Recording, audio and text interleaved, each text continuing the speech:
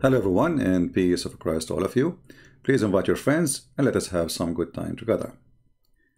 Upon the request of those who left Islam, I received a few messages just in the last few days. And we have a person from Turkey. His name is Umet. And he asked me actually to share his information, nothing personal. It's just how he left Islam. I don't know if he is online with us. He said, and this is his message he sent to me in Patreon. Hi CP, my brother, it is me. It's my honor finally send you a message in person. My name is Mohammed. I am originally from Turkey, but I live in Germany. Because of your teaching and videos, I left Islam and become a Christian. I just wanted to tell you that you are a gift from the God. May God bless you. Thank you very much, my friend Umet. And actually, he sent me more information later in the email, but I prefer not to share that him and his wife and his kids are going to the church, and they are enjoying very much being Christians, enjoying to be with the true God. So we are happy for people from Turkey, people from Indonesia, people from everywhere leaving Islam left and right. And you notice that most of people who contact me, actually this person, he contacted me more than one time saying, can you mention my name when I go live on air and say that I left Islam?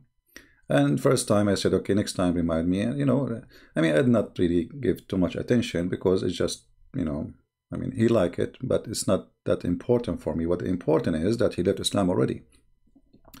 But because he insists, so I decided to put his message on the screen. And yesterday we have a lady, and I think she is from Indonesia. She left this message for us in the comment section. Actually, her comment is still in the previous video. You can go, guys, and read it if you want. Let me increase the size. Give me a second. It's too small.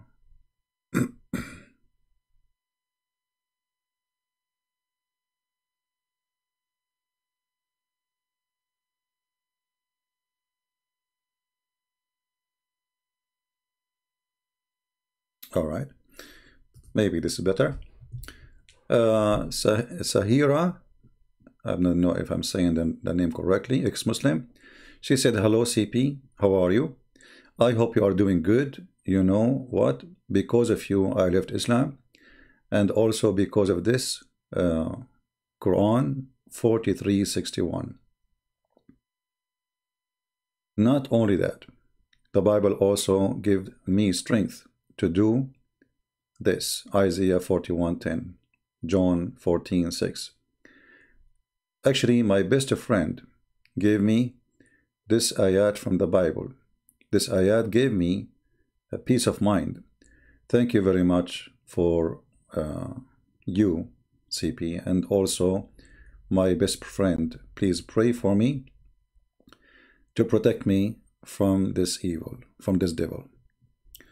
Well, we are very happy for you, our sister. I don't know, this is Indonesian name. I'm not sure really. I'm not familiar with Indonesian names, but it might be Indonesian name. We are happy for you that you left Islam, and we are excited to see more and more Muslims leaving this God. Excuse me, my voice is not really good because we spoke for many hours yesterday, and I don't know how many hours, and we finish late at night. So if you notice that people who are leaving Islam from this cult is increasing so fast, and Muslim propaganda is not working at all.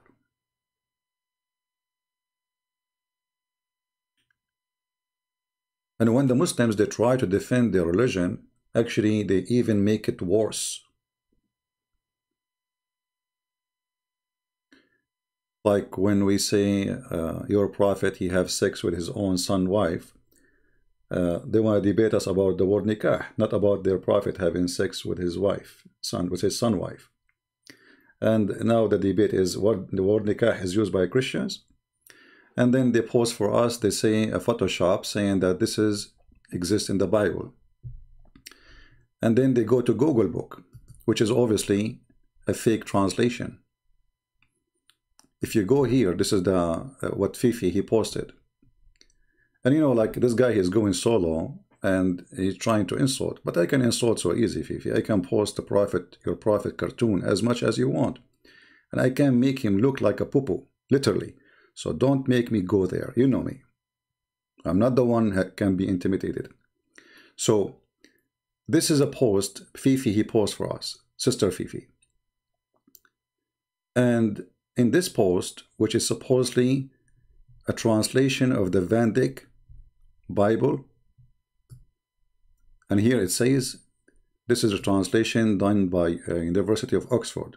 So this is not a Christian translation, somebody from University of Oxford or whatever, whoever the publisher is. But even this one is a lie. How we know? Actually, even here, you will see right away, as soon as the book posted, it says, Kol khara ya Masihi. Eat shit, O Christians.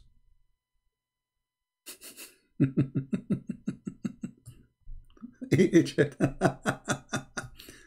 And in the same time, we have the original book. You know, have you ever heard of a book have different words? If this is same book, how we can explain this then? Here we go. This is the same book, and this is the Van Dyck translation, and this is ArabicBible.com. Not Google Books. I can go and post there now any edited book. You can take my book and you can edit it too. This is the Arabic Bible, and this is the Van Dyck translation. As simple as that. We can go all the way to the top from the beginning. All right. This is Matthew number 1, Matthew number 2, Matthew number 3, etc. And this is the Van Dyck translation. All right. So when somebody says to us, in this translation, we can find the word Nikah, then we go and check the book, and we find that this does not exist. Obviously, you are a scam like your prophet.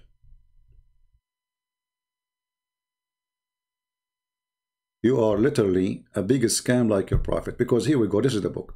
And this is chapter number 5. And this is the verse we are talking about. And it's mentioned to you, the one who divorced his wife, give her the book of divorce, which means the certificate. And then the one who divorced his wife except from adultery, he made her do adultery. And وَمَنْ يَتَزَوَّجَ مِنْ مُطَلَّقَ, you see, يَتَزَوَّجَ, not يَنْكَحَ. Well, this is the same book. So how the same book? Did the writer, he wrote the book twice?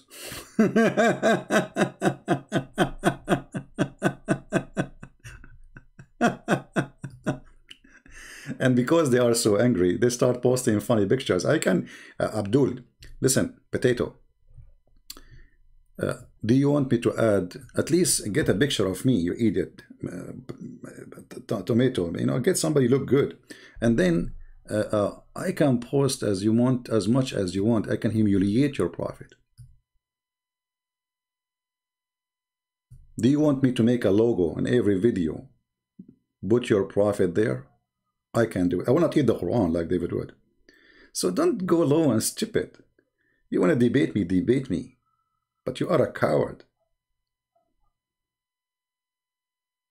This is your prophet. And we have millions of cartoons. And actually, I made a cartoon long, 15, I don't know, minutes. Again, I apologize. My voice is bad. So we can put cartoon in every video. I will make it a logo in my video if you want. Every video I make a new logo for the cartoon. Put your prophet head there. Once you have a bomb, once you have a poo-poo, once you have a tomato. Just don't go there, potato. Coward. So here you notice that we have the same book, but the book doesn't say what the Muslims claim. And there is no way the book is written twice. And here we go. I'm going to give you the link actually for the book. Let me go to the index page. Give me a second. All right, here we go. As you see here in PDF, the Van Dyck Arabic in PDF format. Do you see it? This is what they are posting supposedly. Okay, well, here we go. This is the book. We go down and we click at Matthew. And this is Matthew, chapter number 1. We go to chapter number 2, chapter number 3, 4, 5. Here we go. We are almost on 5. We are in 5. And now we go to the verse we are talking about, and we will find that the word they mention is not exist at all. So, yes, you are a fraud like you're a prophet. You are a fraud like you're a prophet. Because the book should have the same. And now he gave us an example of a different book. He said this book, just to show you how stupid those people are. If we go to the page, the book he claimed that this is a Christian book. Look what the book is saying. Anyone who read Arabic, he can see with me. It says here, and I will read and translate.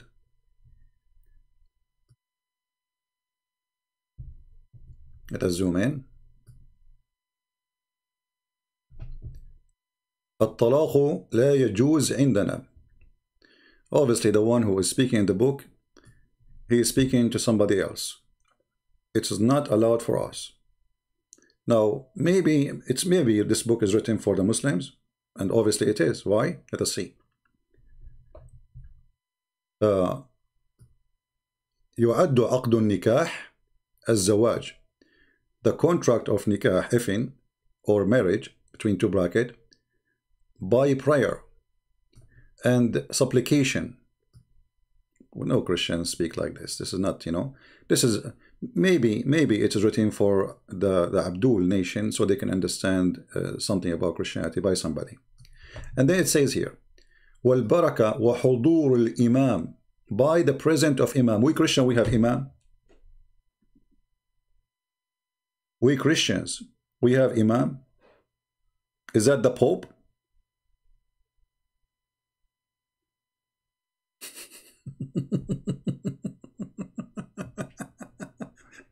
So obviously this book is written for the Muslims. This is not a book for the Christians. What Imam? What Nikah? What is this? This is your page. This is your stupid page. So the one you claim it's a Bible, it does not exist. And by the way, even this one here we are showing you, we don't approve even this one. You see, even this one here, why we don't approve it? Because they keep, many times they use the word Allah when the word Allah is not exist in the original Bible. If you search in this translation here, you will find them using the word Allah. Like here, I don't see it, but it's going to appear somewhere. Let us see if we can see it somewhere. I don't know if I did not read this translation. Anyway, it's translation. You see, I can make a translation. You can make a translation. Mimi, Fifi can make translation, and he say translation of the Bible. And I will do translation for the Quran myself. Me myself, I'm working in translation for the Quran. Can me, Fifi or Mimi use my translation to prove a point? Maybe he will. It's a stupid translation anyway. So anyway, but even in the book they choose, let us see if we can find the word Allah in this translation. Because if we find it, that means this book is stupid as a translation. Until now, I don't see it. Sound good. Yeah, until now, I don't see the word Allah in this translation. If this is the case, that will be a good translation then. Yeah, I don't see it until now.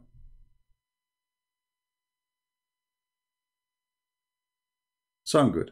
So anyway, they lie and they fabricate and they are followers of the filthy Muhammad. And in order to make a point, we showed you how in the Muslim websites they ask what is the what is the judgment regarding the one who do nikah to his hand. This guy, he jumped it, he don't want to talk about it. Why? Because it's obvious now. That will make it clear that the word nikah mean the physical action. It's not something let us say spiritual, because marriage is a spiritual first. This is why the Christians, they have a special prayer to do when they do the marriage. Muslims, they don't. The Muslim, they recite Al-Fatiha for anything. But this is not even part of their religion. What Al-Fatiha have to do with the marriage? What is the prayer where it says that this God, he plus this marriage? This does not exist. Al-Fatiha is something they recite for anything they want to do. They want to buy something, they agree on something, it's anything they do. They want to pray, it's for everything. It's like a shoes fit every foot. But in the front of us here we have, it says, هل ناكح اليد ملعون? Is the one who do nikah to his hand is cursed? They don't want to talk about it because it's clear evidence that Islam is a stupid cult and Muhammad is a fraud. They transform the word if you to the word marry you. And why you want to use this word when we have a clear Arabic word, respected word, used by Christians, used by Muslims, used by those who they are none of both? It's called zawaj. Why you want to do that? Simply because Muhammad is a savage man speaking to the savage Arab in his time, who they understand nothing in this world except drinking wine, effing women, and killing each other. He is a son of that society. So when we show you such a statement and we show you the fatwa number and it says, is the one who do if word to his hand is cursed, then you need to explain to me how the word nikah became something you do to the hand.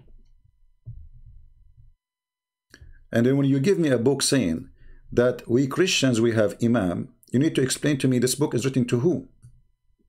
Do we Christians have imam? Since when? There's a millions of videos of Christians wedding ceremony in YouTube. You can go watch it and find me the priest who is saying today we will do nikah. Can you? So, you can be stupid, you can be a kid, you can post pictures, to make fun, supposedly claiming this is him and this is that, but we can go low, and we don't return the insult to you. We can return it to your prophet. Actually, you are now making me think about making a special book. Have nothing inside except cartoon, using the stories of Muhammad. I have a person who offered me, actually, he can draw all the stories, but he wanna get paid. But for sure, he don't want to mention his name or anything. Maybe it's a good idea. And I publish a nice book. Like Muhammad, he found the fountain of youth. Muhammad described the penis of the Muslim in heaven. Muhammad having sex and have the power of 4,000 men. Allah riding a rooster. Allah, he created himself from the sweat of horses. Now they will say this is weak hadith. Who care? You see, anything is embarrassing is a weak hadith for you. Muhammad, he found the sun sitting in murky water. Al-Qur'ani, according to Muhammad. The people of Gog and Magog, who Allah claimed that they exist and they are not a human, and each one of them is 1,000 of them, one person from us, which means their percentage is 1,000 times of the number of a human being.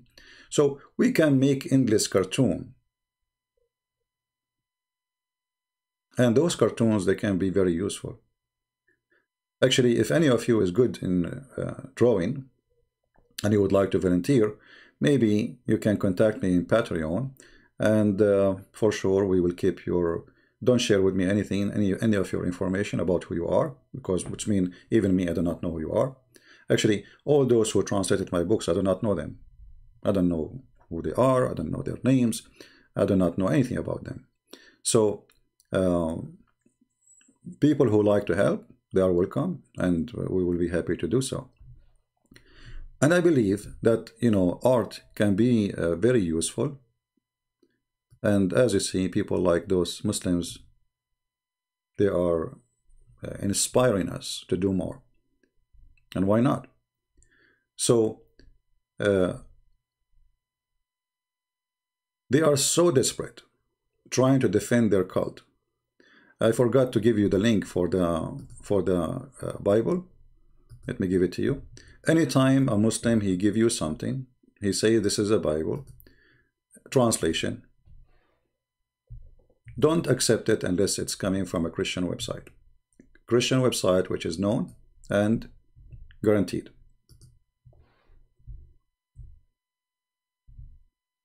This is the link, arabicbible.com.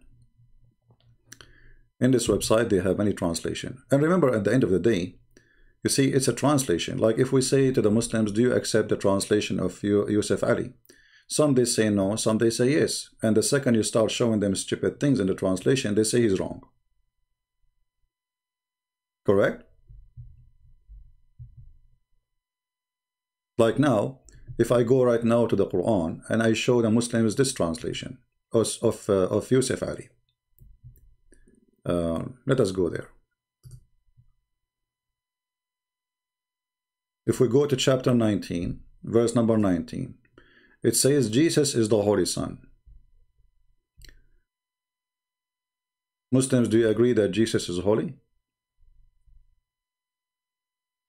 Who is a Muslim? He believes that translation here. See here, this is not Yusuf Ali. It says faultless son. Supposedly this is better.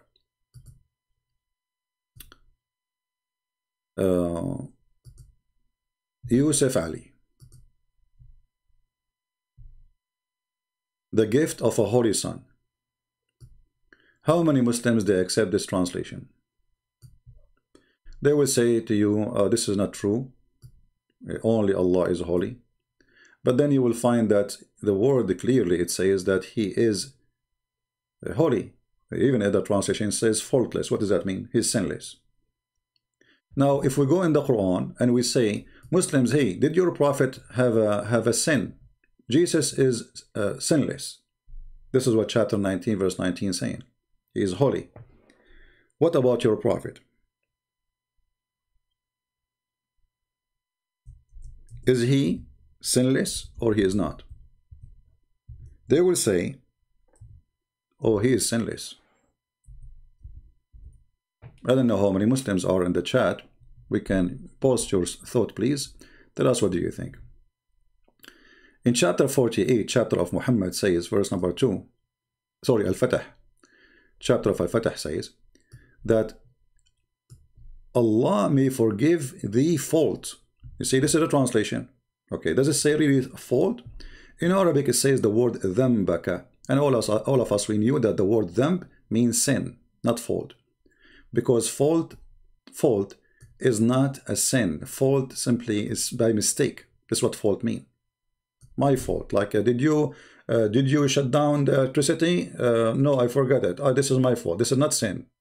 Fault is something, and sin, something you do in intention to do sin. Fault is something else.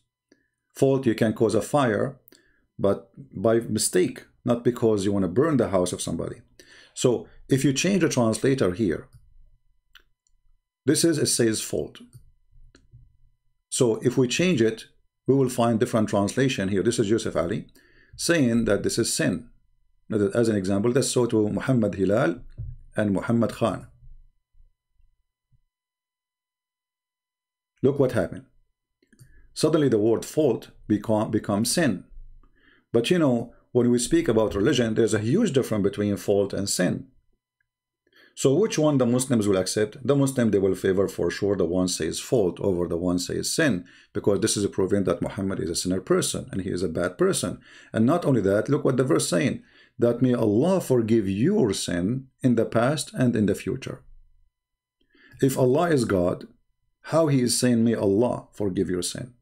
Is Allah asking different Allah to forgive the sin of Muhammad? Do you remember the Muslim, they say that the Catholic, the Pope used to give a certificate for sin, to forgive your sin? This is what they say, right? Okay. Regardless if this is true or not, this is in the Quran. In the Quran, in the front of your eyes, there is a license for Muhammad for the past and for the future sin. Do you see it? Allah is handing a certificate to Muhammad.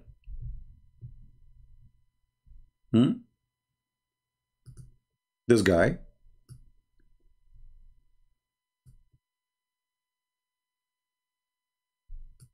That you can go and can kill and can slaughter as many people as you want. You can kiss men in their belly as much as you want. You can have sex with the children like Aisha as you want. You can rape, you can torture a man to find out where he saved his money as much as you want. We are giving you a license to do sin as much as you want. And this is the Quran in front of you. So a Muslim who tried to defend his prophet, he would say, the translation here is wrong. The translation here is wrong. Why the translation here is wrong?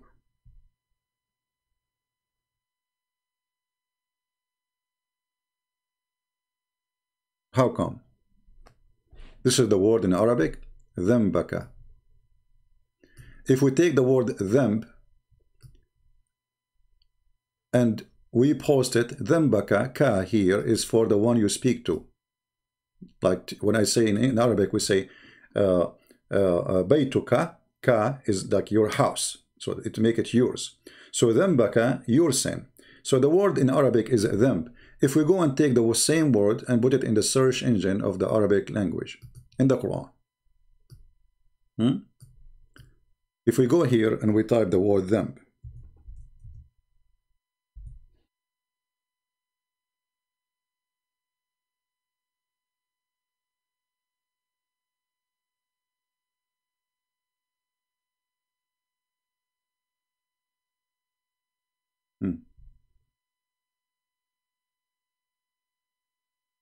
ذنب, in which sin I was killed. What is my sin? And by the way, even this verse here, the Muslims, they say this is about the pagan they used to bury their daughters, which is a stupid lie. Muhammad himself, he was married from a woman. She was a businesswoman. Her name is Khadija. The Muslims, they deny that she was from a Christian cult. They say Khadija, there is no proof that Khadija, she was a Christian. No, there is a proof.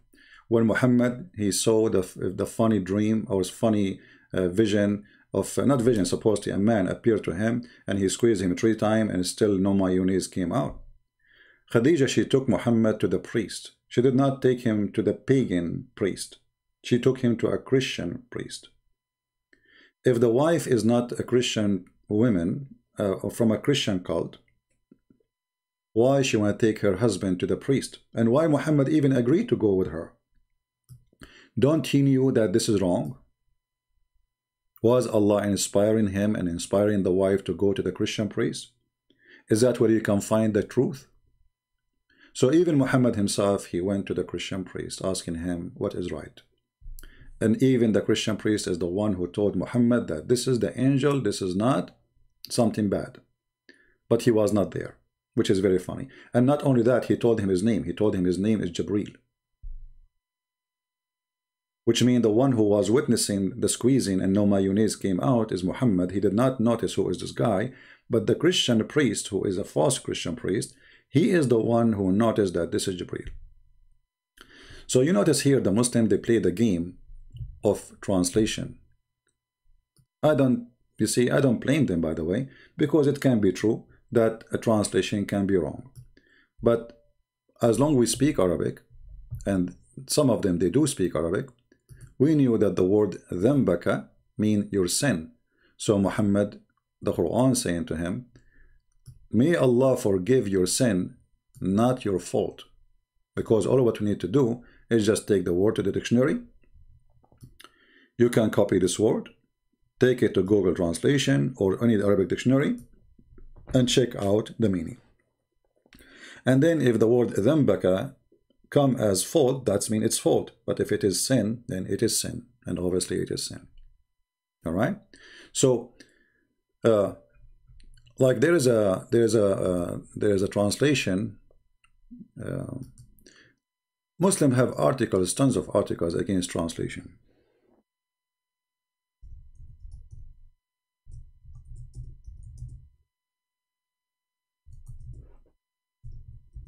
Let us see.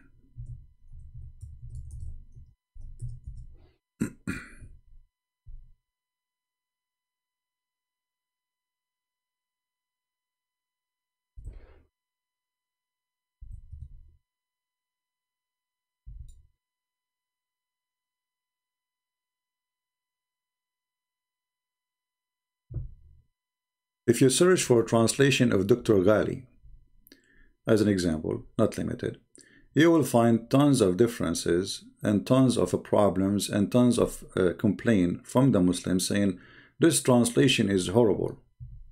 This translation should be taken down. This translation is disgusting. But this is translation done by a Muslim, Muhammad Ghali, and he's a doctor. What the problem? The problem, you have to make a translation the crowd like it, not the truth. If you say the truth, and actually this guy, he did not even say anything in the truth. He is just more honest maybe than the other translators. So because he is more honest than other translator, that put him into a problem. His translation causing a problem to many Muslims. But which translation the Muslims approve? Zero. Let us ask the Muslims in the chat.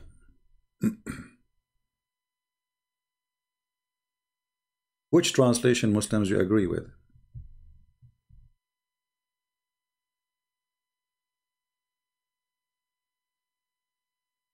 Any Muslim? I have a challenge for all the Muslims who listen to me, to name for me one translation you agree with. You will find that they will never give you a translation. Never. So what they do? In the same translation, they accept certain verses, and the same translation, they refuse certain verses.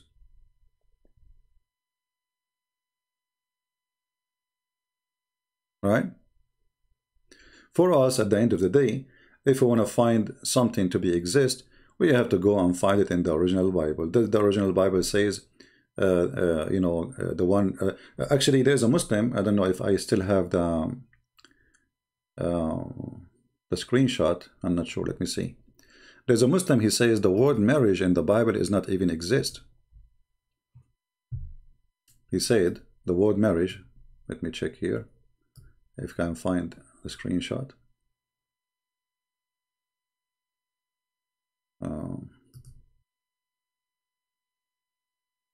All right. Well, maybe I delete it. Yeah. So anyway, a Muslim, he made a comment saying, if you search the New Testament or even the Old Testament, you will not find the word marriage. What you will find? He said you will find, it says, take a woman and if her. Take a woman and if her. Well, we can go and it take us 2 seconds to find if this is true or not. And he mentioned the New International Version of the Bible. New International. This is one of the translation, which is really, I find this translation full of errors too. But anyway, are they telling the truth? Even in that translation they choose, you will find that they are lying. They are angry. They gang together and they try to, let us say, take off their anger by shouting, but that will not work. Let us see where is the international this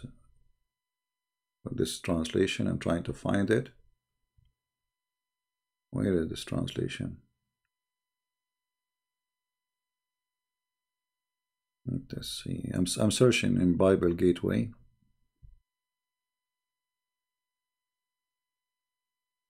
International Standard Version.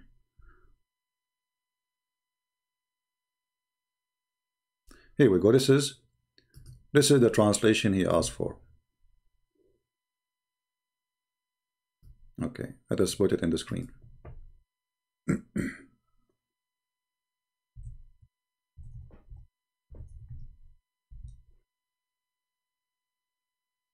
He said you cannot find it, and you will not find the word marriage anywhere in this translation. I just typed the word marriage in the search engine, and in this translation it's appeared 47 times. But he said no, it's not there. That's a lie. You know, he said it's not in the Old Testament, it's not in the New Testament, it's not exist, it's not you know, it's the Christian, they don't have the word marriage, and they just go and do boom boom. See how they lie? So because they are desperate, they fabricate lies and they make things up. So you as a Christian first never go to a Muslim translation for the Bible, because they lie about their own book. So how they will not lie about our book? Secondly, when we show the Muslims anything written in their books by them, right away the Muslim, they say we don't accept this story. Why the Muslim don't accept this story? Like, name for me one story about Jesus I don't accept. Any Muslim can name one for me? How come you Muslims, you have millions of stories don't accept about Muhammad? Because they are embarrassing. So the only solution is to run away from what is should accept, is to say this is refused, this is not guaranteed, this is not true. Right? Okay, so if we go to the Quran and we find the verses, as an example, not limited, where it says that Sulaiman, he died and Allah, he made him die on the stick, and the termite eat his stick. Do you accept this story? Guess what? They will say no.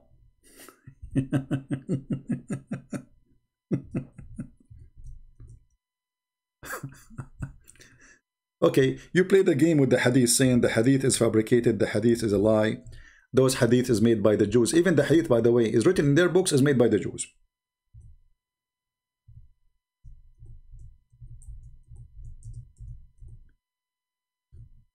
But the Quran, as an example, saying that Sulaiman, he died standing up, and the genie did not notice that he is dead because he was leaning over a stick. What you would do with this verse?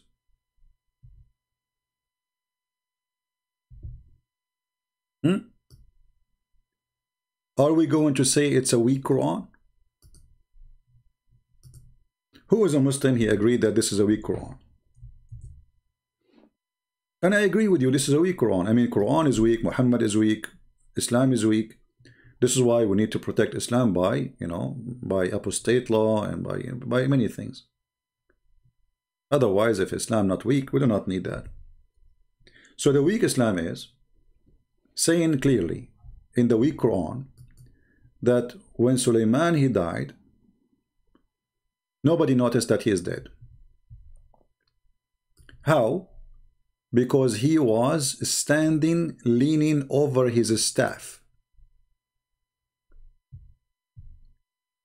and took the genie and the kingdom of Sulaiman. The wives, Muhammad, he have, you know, Sulaiman, he have many wives, supposedly.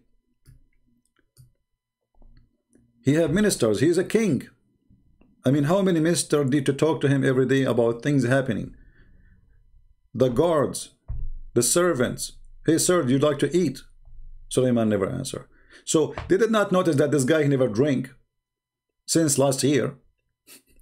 They did not notice that he did not blink his eyes since last year. They did not notice that he did not move his nose, open his lips, move his finger since last year. But the only thing they noticed, it's only that he is dead, is when he fell down, when the termite, they ate his stick. So now what we will do, we are going to say this is a weak Quran, because this is very stupid story.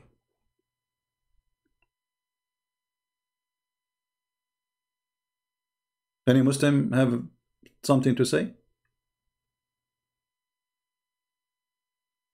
Is this a weak story? No, it doesn't say that, CP. It's in front of you. Then when we decreed death in who? On Solomon. Nothing showed them his death, except little worm of the earth, which kept slowly gnawing away at his staff. So when he fell down, the jinn saw him plainly, and that he is dead. If we go to the interpretation of who? Of the Muslims. Oh, we don't accept the interpretation. We Muslims don't accept anything. Christian Prince is liar. Ibn Kathir is liar. Everybody is liar. Everyone is liar. You have to say something good about Islam, otherwise you are a liar. You are a big fat liar. It doesn't say that. Look, it says that. No, it doesn't say that. You are a liar.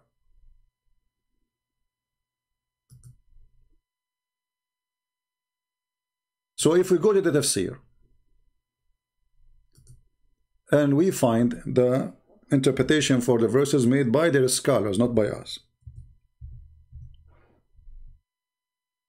Let us open a translation. This is Ibn Kathir. Now, how many times Muslims they use Ibn Kathir to try to prove us wrong? Now they will not. They will put Ibn Kathir under their bomb. They will wipe the face of Ibn Kathir with their shoes. They will spit about Ibn Kathir, on Ibn Kathir.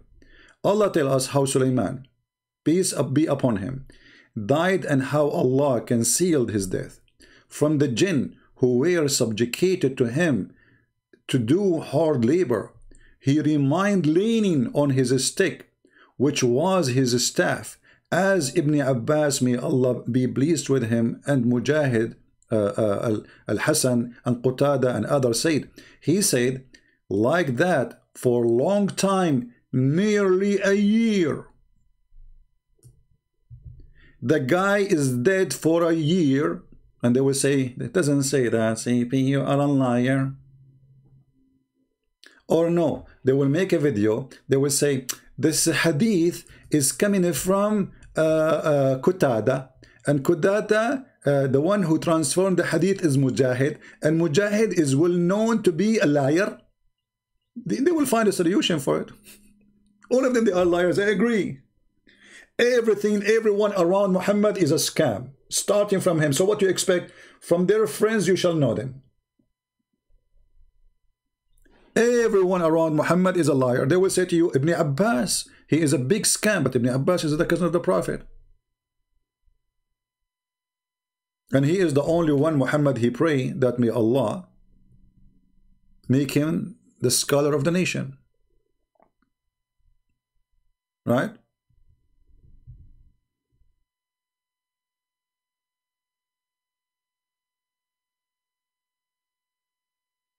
So the guy is dead for a year. He have wives, he have children, he have a family, he have ministers, he have guards, he have army leaders. They want to see the king. A year. And nobody noticed that Sulaiman for the last 7 months, 6 months, 8 months did not eat, did not drink, did not go to the bathroom. Nobody noticed that. You open the room on the king, you find him standing on the stick. Obviously he is alive. You don't wonder why he don't go to the bathroom. Hey sir, the servant, do you want to eat, sir? Sulaiman don't answer. The servant come after a few hours, sir, the food is ready, sir. You don't answer. The wives, hey Sulaiman, don't you want to have boom boom? Sulaiman never answer. Nobody notices he's dead because he's standing leaning on the stick. That is the stick where Muslims they need right now. They need a stick to lean on. And the Muslim, they think that when the Christians, they are exposing their death as religion, they are the termite. So look at this stupidity here. Allah don't want the genie and the kingdom to know that Sulaiman is dead. So what he made Sulaiman do? He made him stand up and then he made him die. Why you don't make him, let him stay alive for the coming year and that's it? If you don't want the genie to know that he is dead, is this the purpose? Until they finish the job. Okay, let him live for one more year. What, Sulaiman is expired and Allah could not find a solution? Maybe Sulaiman is expired and he is going to die anyway. Allah cannot stop his death. So what Allah he did, he made him stand up and he put him laying in the stick, and and he put some fixator, for the hairstyle, so he will not move. Like a mummy.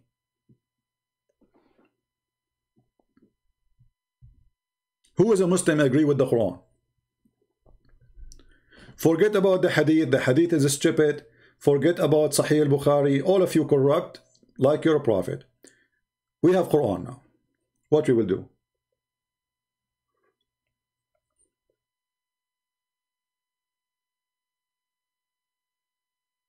Anyone?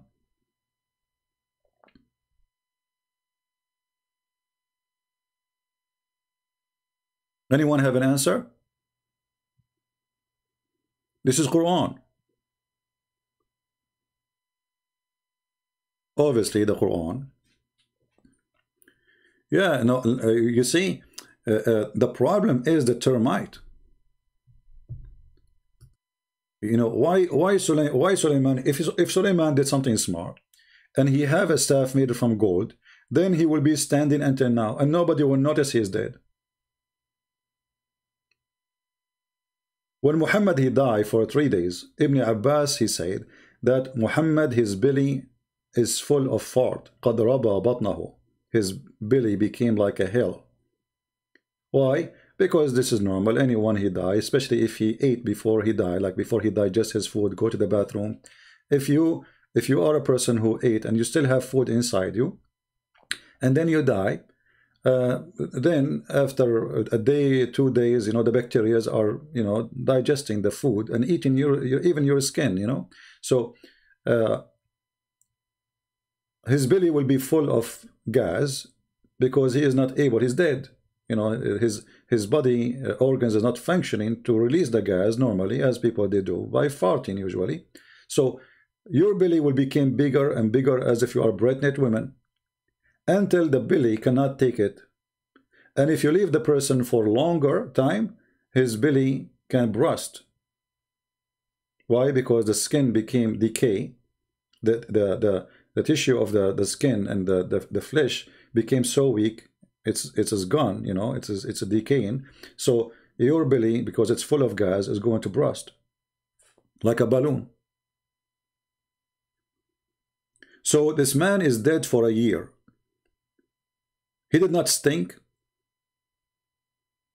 No, he did not. Muhammad, he says, we people of a prophet, Allah forbid the earth from eating our body. That means we should have the body of everyone who is a prophet in Islam. Muhammad, he says that Allah, he sent 124,000 prophets. So now we should have evidence of 124,000 people who the earth could not decay their body. Can we find one? Just one. From the 124,000 prophet.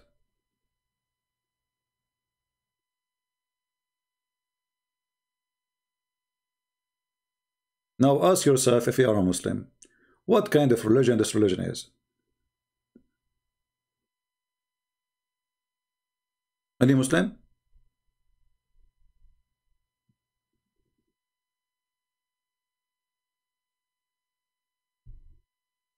Anyone? And this is for those who like pictures. How this can be a religion, in any way, in any mean. This is a bunch of fairy tale stories.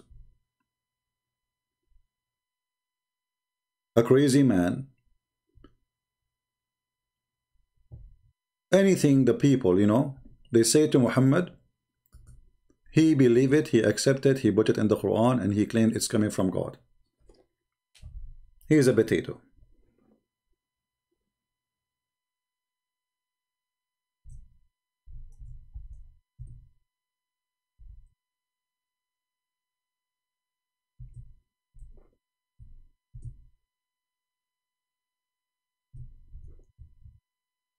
Any Muslim have any idea? Anyone?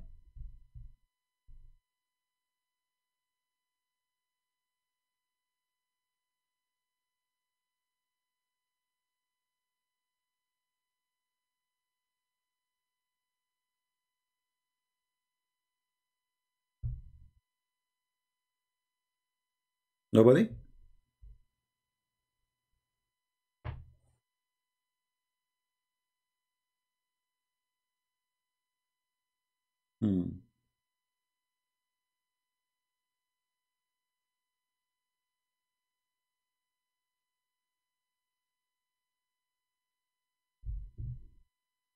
Where is the smart Muslims who they can refute us?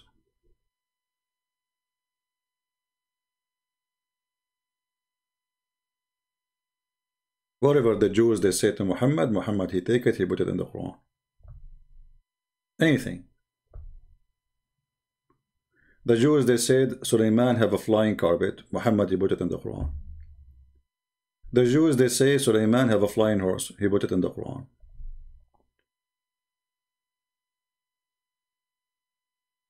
Sulaiman he died in the stick, he put it in the Quran. Sulaiman he heard the ant, he put it in the Quran. He heard the speech of the ant.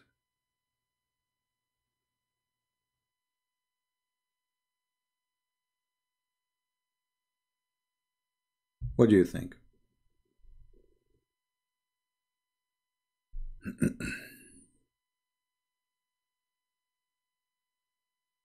Anyone? And Muhammad, when he noticed that he is being busted, that the Jews there start saying that this guy is a potato, whatever we say to him, he take and he accept. So Muhammad, he wanted to prove that he is not doing that. So what he did, look what he did. Additional proof that Muhammad is a scam.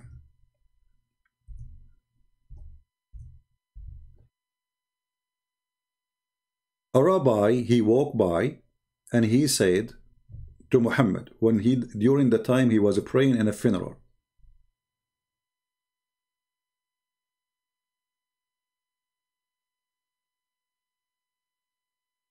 okay, so I mean Muhammad is making a prayer for a funeral, nothing special.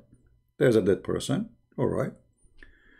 What the rabbi said, the rabbi he said, this is how we do it. A learned Jew, you see, when they say a learned Jew, they mean a rabbi. A learned Jew, because there is a Jew who is learned and there's a Jew who is not learned. A learned Jew is a rabbi. So once he passed by him and he said, this is how we do it. What he said? This is how we do it. He did not say anything else.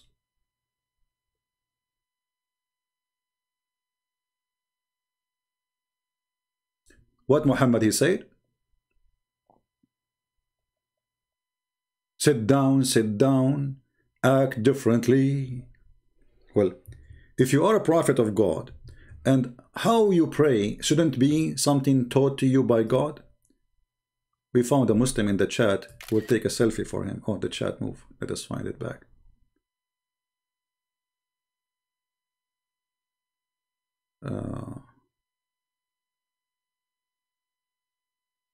Look how fast Muhammad he changed the way to pray. Just because a rabbi he said to him, this is how we do it. If Muhammad is a prophet of God, and this is how Muhammad is praying, is he praying as he wish? Obviously he does. This is how he wish. He can change the prayer in a second. The guy he just passed by and said, this is how we do it. Muhammad, he felt guilty. He felt, okay, I'm copying the Jews. So he said, okay, sit down and act differently. He did not even tell them, how to pray. He just say anything different, just to change it.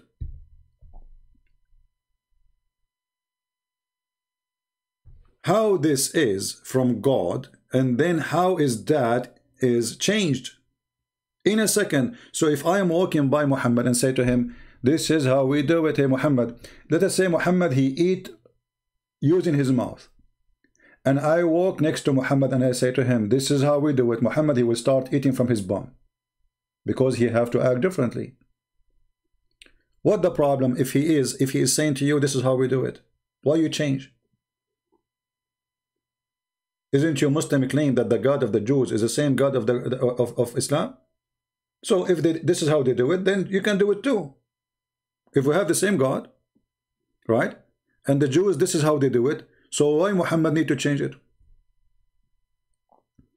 Now we go to a Muslim, we took a selfie for him. He made a comment. His name Ibn Thomas. He said, Book of Genesis. Any Arabic reader, please explain to me the word in this Allah is the same God, Muslim God. No, this is a stupid translation.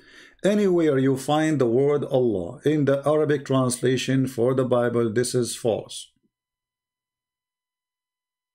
The Arab Christians, because they live under the Muslim occupation for 1400 years. Imagine if you live under ISIS for one day. Just one day. Not 1,400 years. So those people, you know, the Coptic in certain time, if they use their language, they cut their tongue. If you use a word from your Coptic language in certain time of the Muslim Caliphate, they cut your tongue for using it, to force them to speak Arabic. So when somebody come to us using this is why we say it's a translation at the end of the day. And I can make a translation right now for the Bible, and I can change the word Allah, make it Buddha. This is why you will not find from the Christians who use the word Allah, except those who live under Islamic occupation for a certain time. And then maybe after that they became immigrant, they go to a different country, but still became a part of their tradition. But you will not find somebody, let us say, a person who is a Greek Orthodox. One is from Jordan, and one is from Greece. The Greeks will not use the word Allah. Why? Because they have the original book. Nowhere it says Allah. That person, he lived under the Muslim occupation.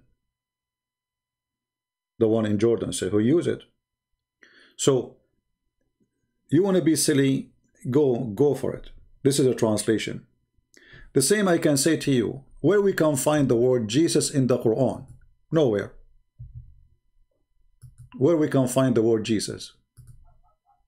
Any Muslim can tell me?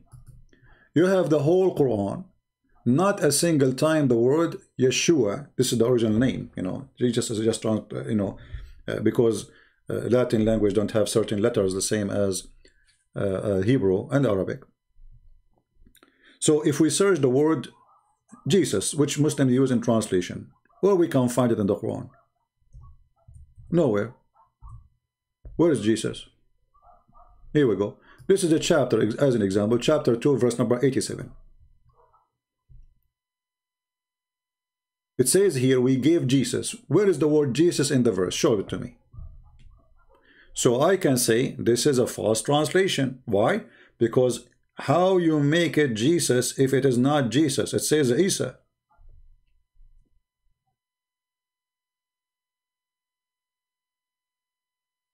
Somebody saying it's the same guy called Isa. No, it's not the same guy. Where is the proof?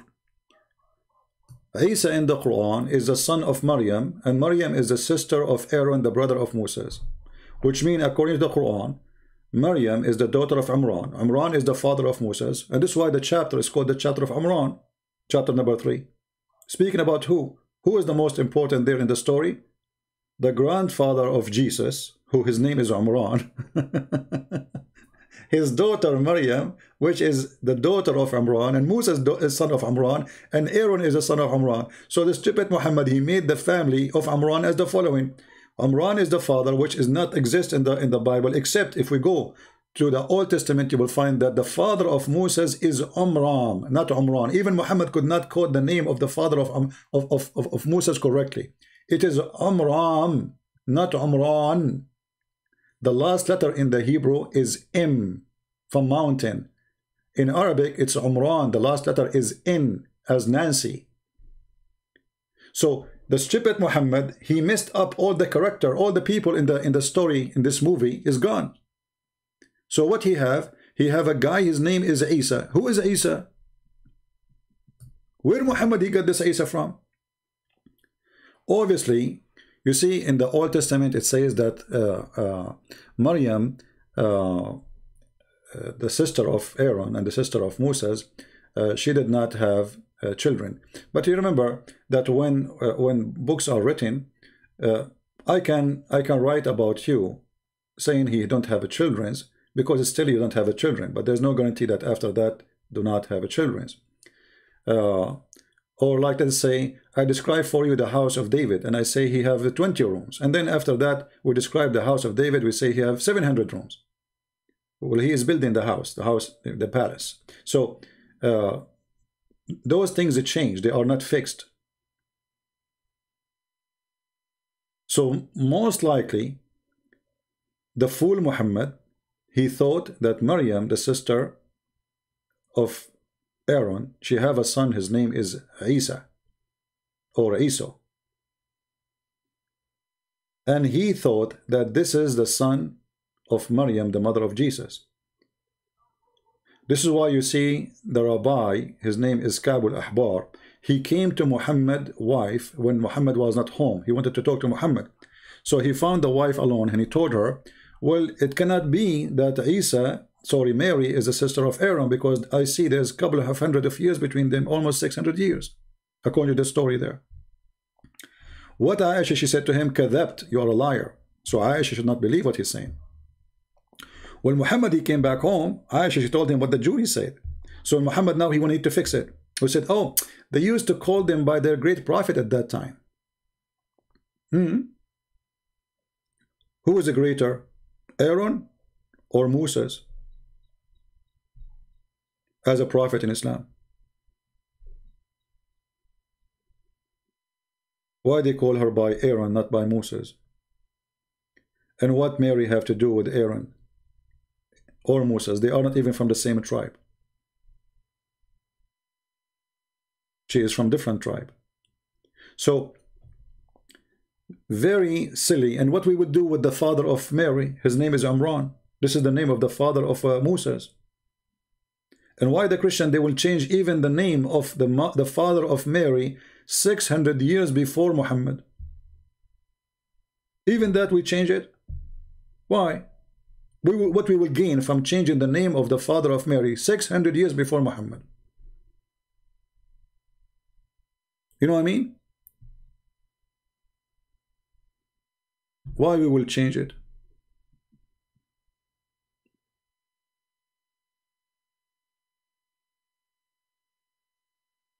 You know, the Arabic Christian, they should use the same word is written in the Old Testament and the New Testament. Elohim. You know, there's many words for God. Yahweh, Elohim, etc.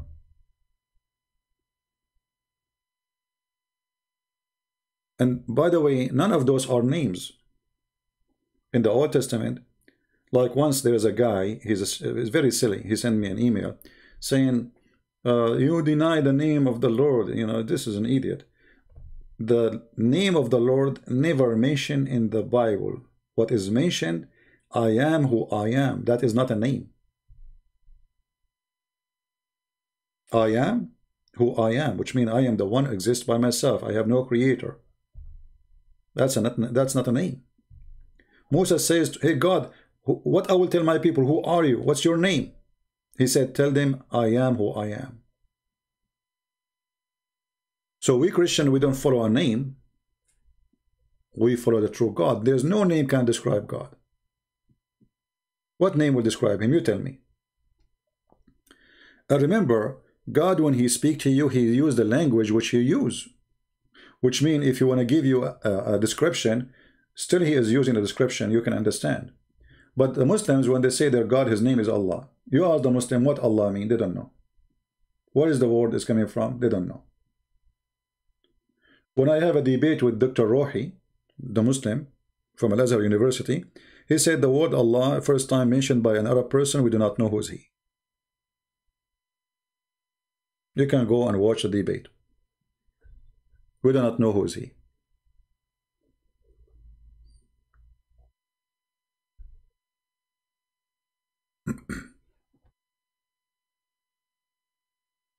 Do we have any Muslim want to say anything?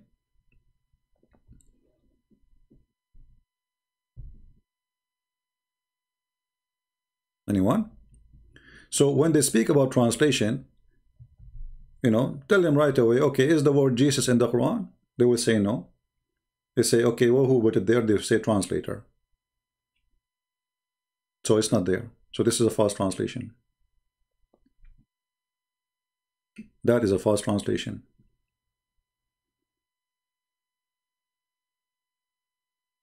Is the word Isaiah in the Quran?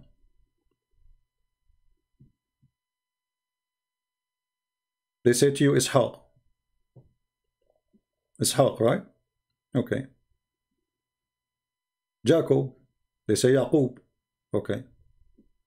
Israel, it is the same, Israel. So how Jesus became Isa? How Yeshua became Isa? If there's a difficulty to say the word Isa in the English language, it's 3 letters, I-S-A. Why you transform it? So when you say why they use the word Allah in translation, this is just a silly, stupid translation.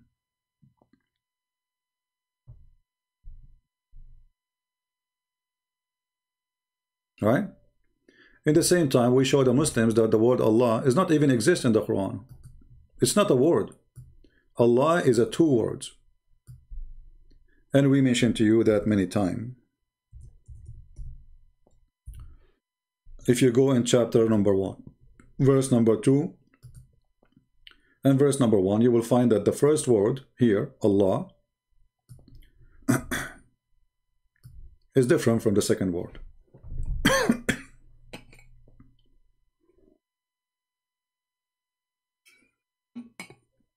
I hope my internet is good because we have a bad weather here. You notice here with me, in verse number 1, it says, Bismillahir Rahmanir Rahim. The word Bism is written wrongly because the word Bism start after the letter B with Alif, Bi-ism, not Bism. There's nothing it's called in Arabic Bism. Then Allah.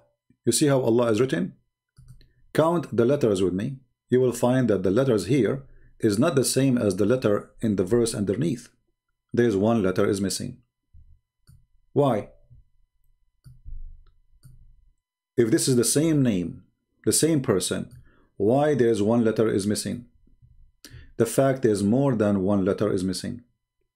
Here the second one, this is Lillah. Alhamdulillah, not Allah. Lillah. Li is 2. Lah is the name of the God of Islam.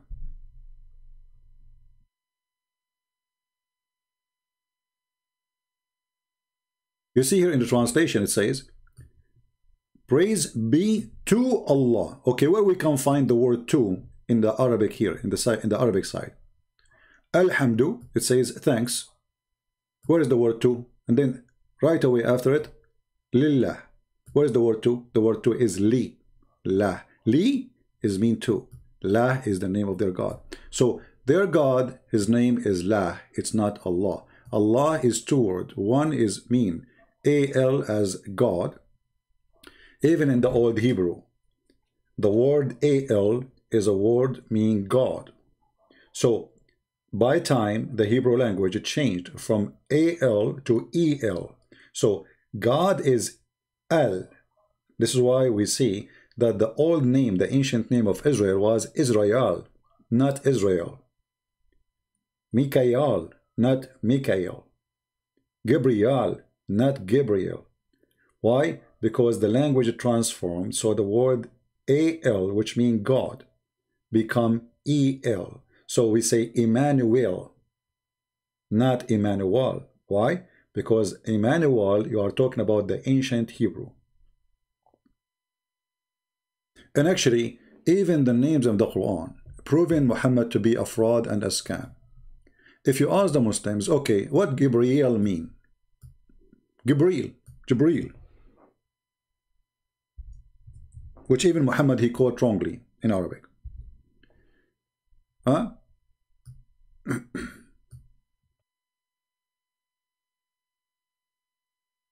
What Jibreel mean, Muslims?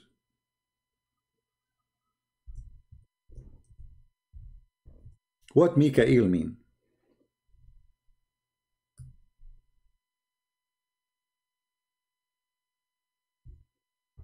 They don't know. Why? Because those are names coming from foreign languages. Well, if they are coming from foreign languages, then why this foreign God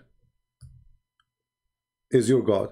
Because if you say those are coming from foreign languages, have nothing to do with the Arabic, that's mean your God, he don't use Arabic names to name his angels. Correct?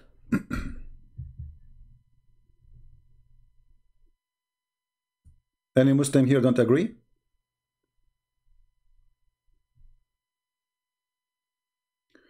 The Arabic 1886 Bible use Nikah. We showed you here. It's in front of you. This is the Arabic 1866. You are a potato like your prophet. Here we go. This is the Bible they mention in their video and in front of you, and we got you busted.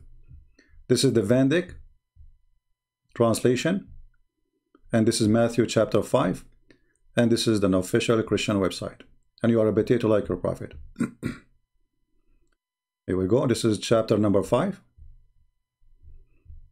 The one you post, this is Google Books. It's false. This is the book. This is the Vandyck translation. It's in front of your eyes. And this is the verse. So you are a liar like your prophet. Peace upon him. Do you see it? وَقِيلَ مَنْ طَلَّقِ إِمْرَأَتَهُ فَلْيُطِعْهَا, etc. And then he says, وَمَنْ يَتَزَوَّجْ مُطَلَّقَ فَإِنَّهُ يَزْنِي. That is the Vandyck translation. Potato. We got you busted. This is the same book. What is the word yankah?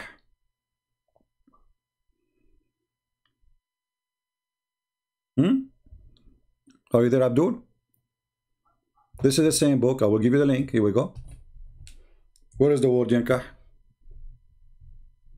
Is it possible the translator, he made it translated twice? That would be funny. One he say yankah, one he say tazawwaj. At the end of the day, you idiot, this is translation. I can make a translation too. Actually, right now, I'm working in translation of the Quran, but we Christian, we don't use that term. That is the F word. This is insulting. You see how silly you are? Is it this is the same book or not? If we go back here, it says here we go. The Vand translation Arabic format PDF. You go down, Matthew, you click at Matthew, and then you go to Matthew number 5, and you find the verses we are talking about.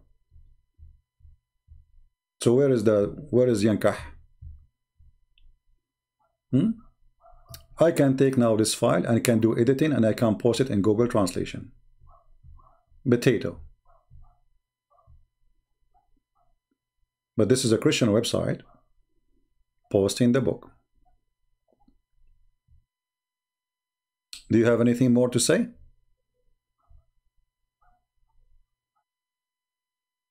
And now let us ask this Abdul, what translation of the Quran you approve?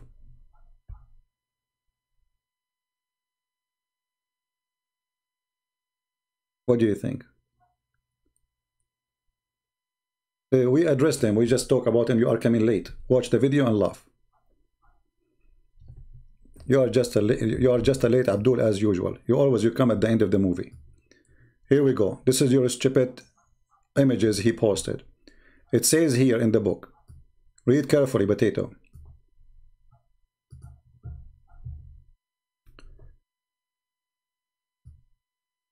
The divorce is not allowed for us. So obviously the one is making this book supposedly speaking to someone else. Who is that? Supposedly Muslims. After the aqd of nikah, after the contract of nikah, the ifin, between two brackets, he made the word zawaj to make it clear what he's talking about. And then he says, by praying and supplication for blessing and by the presence of the imam. We Christian, we have imam.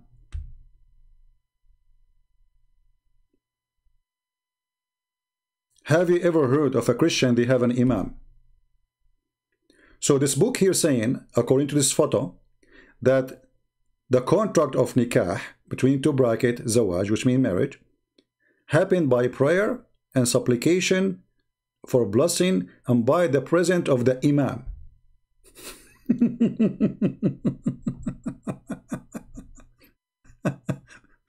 So even if this book is written, if it is true written, obviously it's written for the Muslims, because we Christian, we don't have nikah, we don't have imam.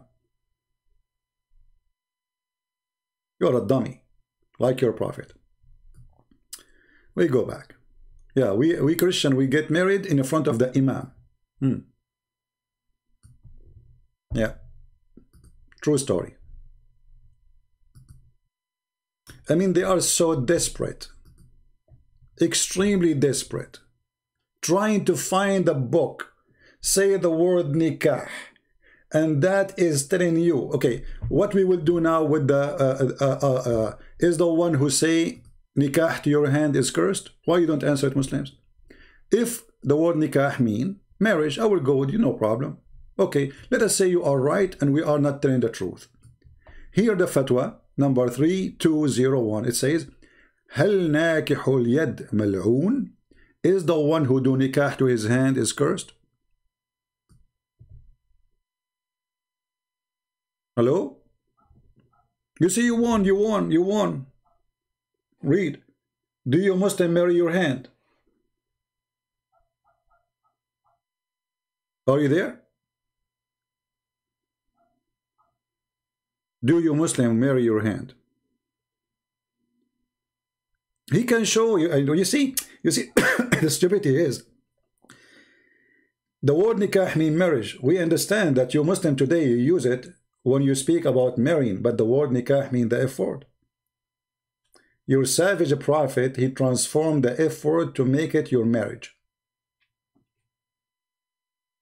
Do you see how stupid you are? So you can show as many as you want as what you claim to be true. This is not a true. Christian don't use the word nikah. We don't use any Islamic terms. It's forbidden for us. Islam is antichrist religion for Christians. How we are going to insult a woman? And here we go, the proof in front of you. Is nikah to your hand curse? So if the word nikah means marriage, then the question is marrying your hand? Is that what the word's saying? When your Quran explain that the shaitan, he have a penis in his right hand, and he have a in his right thigh, and he have a vagina in the left thigh, and then he do nikah by this to that, is that shaitan marrying himself? The word nikah is used there. You see the stupidity? Your case is a lose. It's in front of you. And then when we show you that the Islamic website says that the word nikah literally means sexual intercourse. Your website saying that. And then you are desperate trying to prove to me that it doesn't mean that, CP. Who is the stupid here?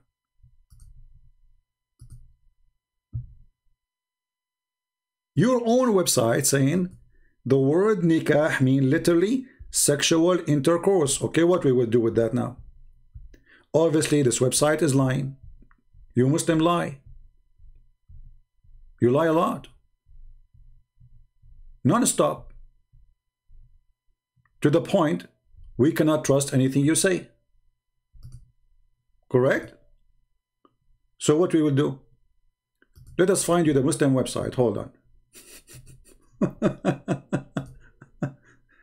Your Muslim website teaching the Muslims what the word nikah mean. And okay, though they are liars, they are Muslims, you know. So a Muslim, he will try to convince me that we are a bunch of liars. Don't take what we say for granted.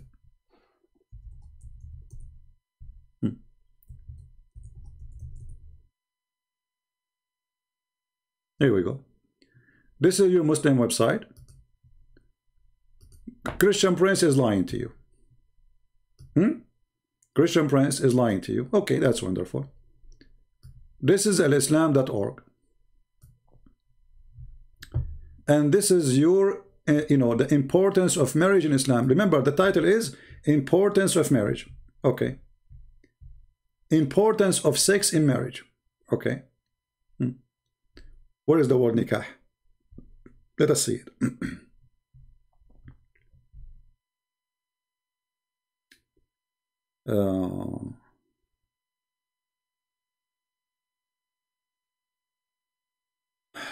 Let us see.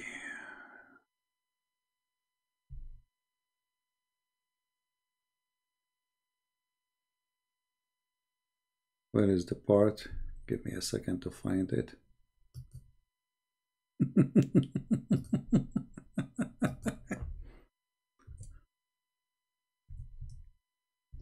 So you, if your hand, that's mean you marry your hand, is the one who, if his hand is cursed, that's mean you marry your hand. I mean, how desperate you are. Okay, let's go and see.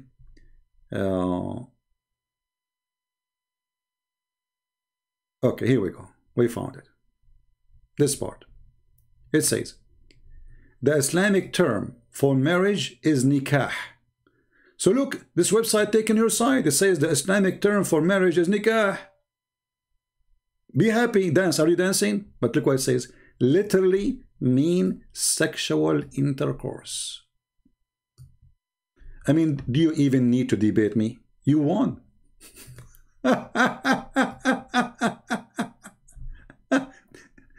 The Islamic term for marriage is what? Is nikah. All right. So now we learn that the word nikah for Muslims is Islamic term for marriage. Victory for Muslims. They defeated me. But you wish they stopped there. Look what they said after. Islamic term for marriage, nikah, literally means sexual intercourse. Do you see it?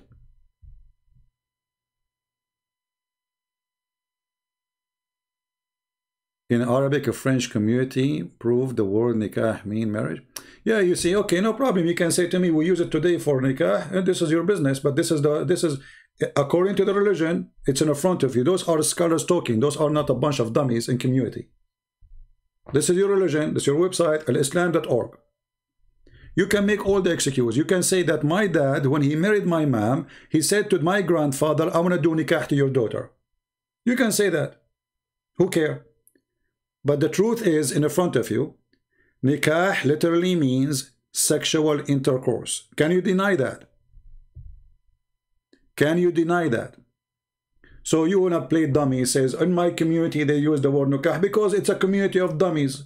And this is why we are here to teach you. You see, you can go and say whatever you want. How you can refute this? How you can refute you can do nikah to your hand? Even there's a hadith, the Muslim, they say it is weak. The Prophet, he said, Mal'oonun nakihu yaduh. Allah cursed the one who do nikah to his hand. They say this hadith is false. No problem. But in the language is used. And the Muslim, they carry it and they copy it and nobody complain about the meaning. Curse is the one who F his hand. And this is what your website is saying. Here we go. Fatwa number 201. هل ناكح اليد ملعون? So in your society, do you use the word nikah too when you speak about if in your hand? Do you marry your hand in your society? Mr. Martin Bashar. In your society, do you say, I do nikah to my hand? I want your answer. What a potato cult.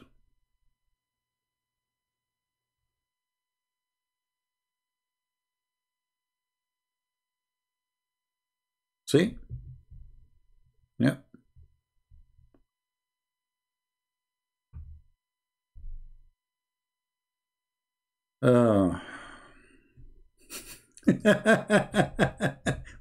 And you know, I mean, are you debating me or debating yourself?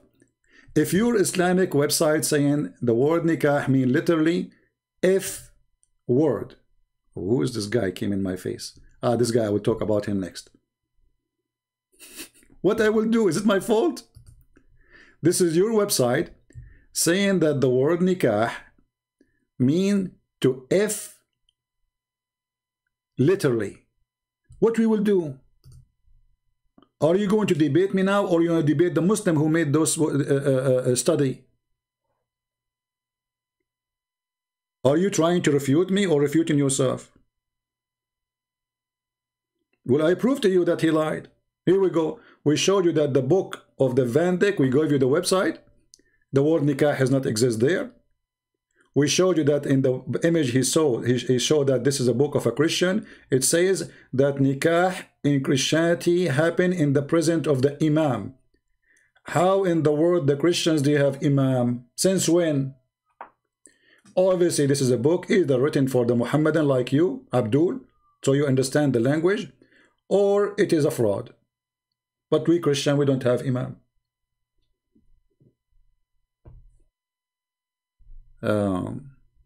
Sam, if you want to call me, you have to go to Paltalk. Do you have Paltalk? I think you do, right? Okay, let me open my Paltalk. And any Muslim would like to call us, feel free. And ask this Fifi, little girl, why the coward don't dare to let me call him and let us have a discuss, and everybody can hear it.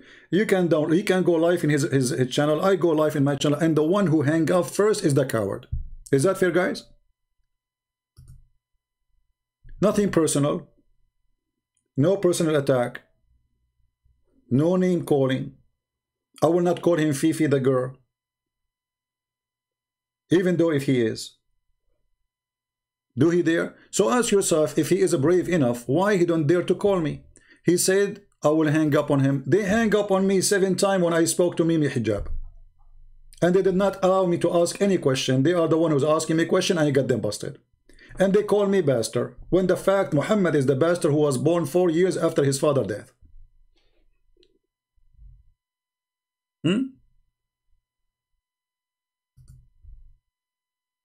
And I showed him that this book is a fraud.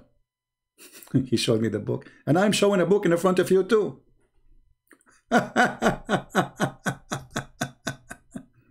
And I'm showing the book too. And I'm showing that the book he showed is a fraud. What a bunch of Abdul. Don't cry, don't cry. Go F your hand. Here we go. It's in front of you. Why you are upset? Isn't it this is your website saying is the one who do if hand is cursed? Why are you upset?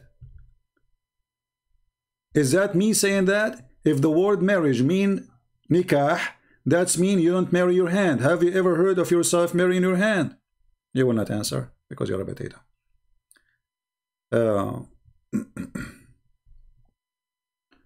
Hey Sam, if you want to call me, you need to go to Paltalk.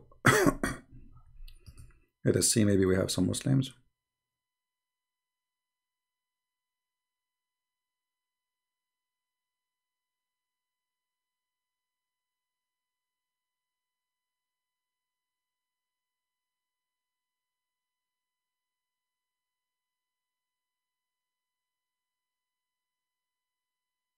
Okay, let's check the second person.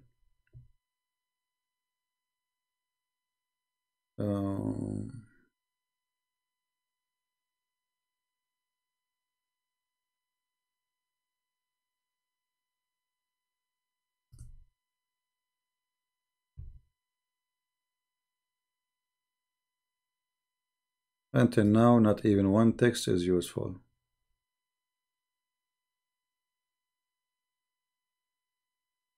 Where is the Muslims?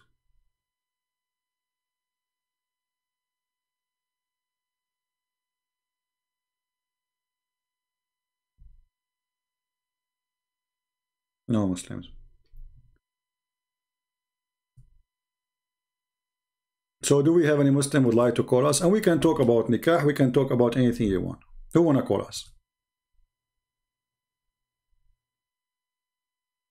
How shaitan he have children according to Islam? Did he do nikah?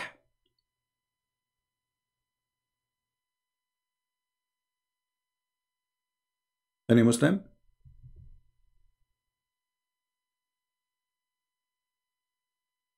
Question. Very simple question. If you cannot answer it, that's mean you are a fool. When shaitan, according to the Quran, he have a children, did he do nikah? Okay, hold on. You see here, finally, we made the Muslims admit the truth. Thank you, Martin. I will not be surprised if you are Fifi himself because he don't dare to use his name. Look what Fifi he used. Either you are Fifi or you are his puppy. Look what he said, guys. This is not me. This is the guy who argued. After we showed them the proofs from their website saying that nikah is a sexual intercourse. How you can refute that? Look what he said. Nikah means sexual intercourse and marriage. Bingo. So when you go to marry a woman, you say to her, I want to F you by marrying you. This is what you are saying. Praise be to Allah. Victory is revealed. I mean, do you see how smart they are? Supposedly now they got me busted. Christian Prince is busted. Now look at this. Nikah means sexual intercourse and marriage. The point Farid made is that you claimed it did not mean marriage. But my friend, how the F word became marriage? This is the question. You see how stupid you are? You use it as marriage because this is the legal way to F. But still it's the F word. So you go to somebody, he say, I want to F your daughter. You mean what? I want to F it according to Allah law. But still you are saying, I want to F your daughter. So you stupid, you and Fifi, you conquer yourself and you prove to us that you are a fraud. And you are a dummy. Because the word marriage should not use such a language. Because, you know, the purpose of marriage is not to F each other.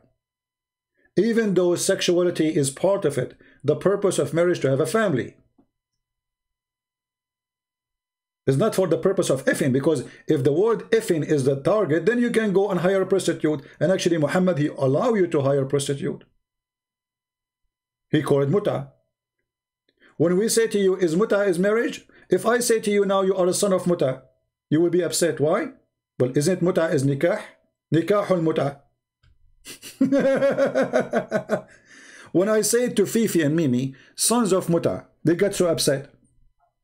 They said, do you dare to say that to me in front of my face? Here you see that they are hypocrite, because if sons of muta, which is nikahul muta, is marriage, why you are upset? I just say to you, you are a son of marriage then. No, they understand very well that the word nikahul muta mean prostitution.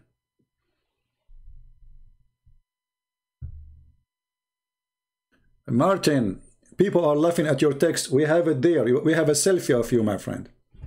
Too late. This is your text saying nikah means sexual intercourse and marriage. Stop. It is you who said that, not me.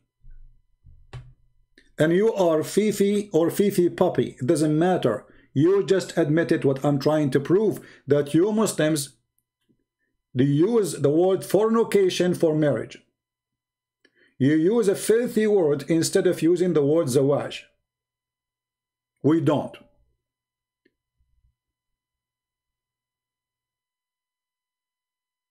Shame on you. Who's next?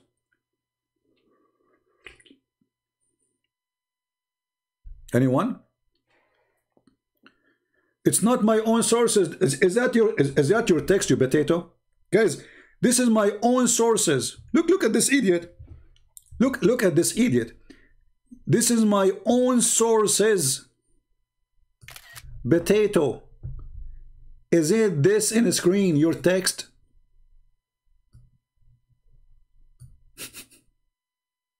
I mean, what happened when you speak to a kid? It is CP, it's your own sources, but this is your text. It is your own sources. Are you coming from Tom and Jerry cartoon? How you say to me it's your own sources when I'm showing you your Islamic website, scholars website, and your text yourself, you just admitted that intercourse and marriage is the same one. It's your own sources. This is your text. But yes, you forced me to say it. I should not say that. I was drinking camel urine and the prophet urine. Peace upon him. And I was drunk with the urine.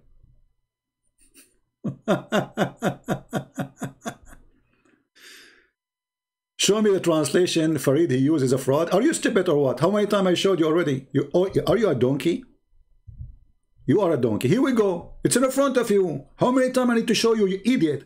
This is the book he showed in the screen. It doesn't say that, stupid. It doesn't say that. It's in the front of you. وَمَنْ يَتَزَوَّجَ مُطَلَّقًا. You say يَتَزَوَّج, not يَنْكَح. This is the book.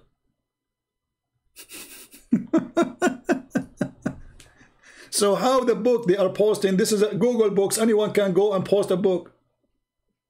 I can do editing now for this Microsoft Word file. I can take words and I can go and I can post it in Google, but this is a Christian website, not Google Books. Anyone can post there. Potato.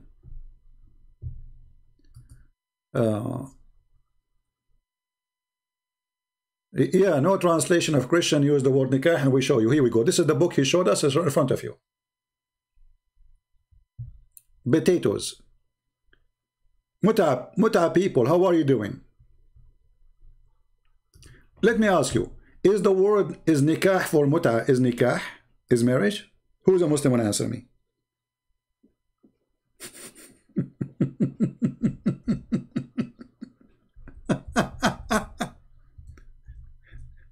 Any Muslim want to answer? Is the word nikah?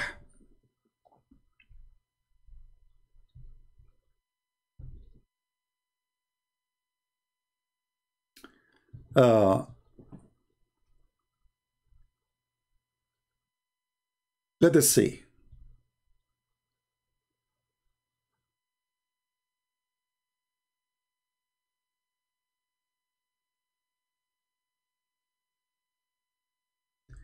The Prophet, he if Maymuna when he was doing Hajj.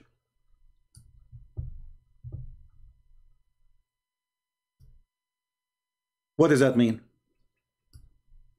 He if her when he was doing Hajj.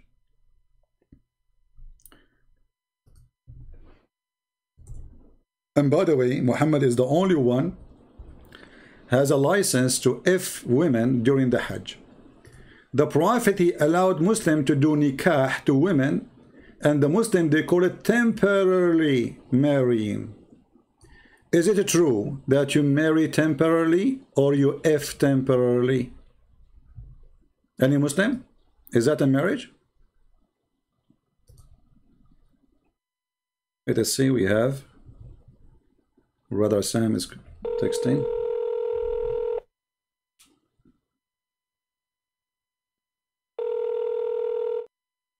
Hello?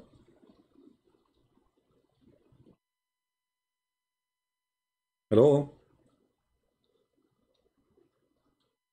Hey, CP. Hey, Sam, how are you, my friend? Brother, I am. Sorry, I didn't mean to disturb you. I know you're doing great. The only reason why I called is because I have a quote from the Muslim translators of Ibn Majah, Okay. Darus Salam. They translate Sunan Ibn Majah, right? All right. Can you hear me? Yes, I Yeah, hear you. here, I want to just read it for you because it confirms. Okay. This comes from you can also find it online for free on kalamallah.com, but it's the English translation of Sunan Ibn Majah by Darus Salam, volume 3, page 57. Here, this is the quotation, CP. I just wanted to give it to you to the Muslims don't lie. Can you pause it for Nikah, me? Can you pause it for Nikah, me? Can you pause it for me in the Paltalk? Where? In the Paltalk chat. Oh, yeah, sure. Yeah. That will save me from going. Yes, for you? Yes, right now. Yeah. Okay, yeah. Let me get it for you right here. Do you want me to read it or you want to read it? No, you read it, but just give me so I can show it on the screen so people they can read with us. Okay, good. Here you go, brother. Here you go. That's it right there. You got it? Okay, I got it. Okay, now I'll read. Nikah linguistically means to unite, to bring together. The real, literal meaning of nikah is to have sexual intercourse. And the metaphorical, meaning that's not the literal, meaning of nikah is the bond of marriage. So there you go, my brother. Yeah. Any Muslim have any comment? That's it. That's it for me. Yeah, this is what we are saying since, okay. you know. So I'm going to let you go and let you speak. Yeah. All right. Thank you very much. Thank you. Okay, bro. I love you. God bless you. Thank you. Bye-bye. Peace. Any Muslim have a comment?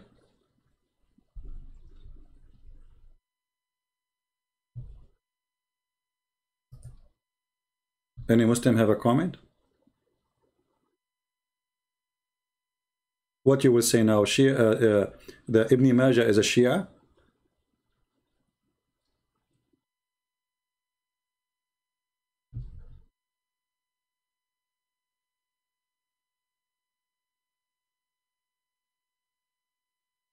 Anyone? Obviously, all Muslims, they lie, according to Muslims. So it doesn't matter how many references we show them that the word nikah means sexual intercourse. And metaphorically, according to this statement here, the meaning of nikah is bond of marriage. Metaphorically. Any Muslim have an objection? So how the F word became metaphorically marriage? That is the challenge.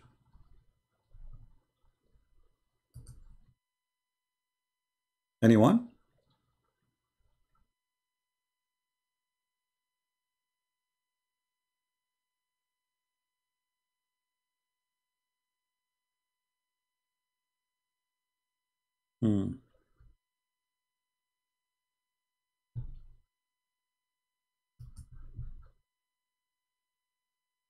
Why the Muslim don't call us?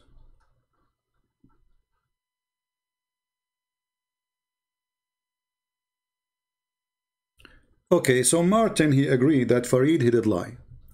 But Martin, you were attacking me, saying to me I did lie, and Farid, he refuted me, and now you changed your mind, and now you are saying that Farid did lie. Okay, my friend, why in the beginning did not notice?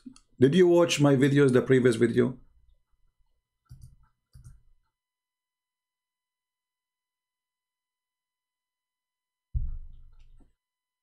I accept your apology.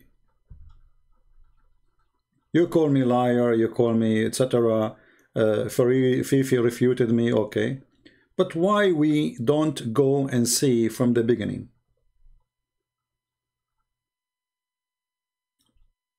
Are you leaving Islam, Bashar?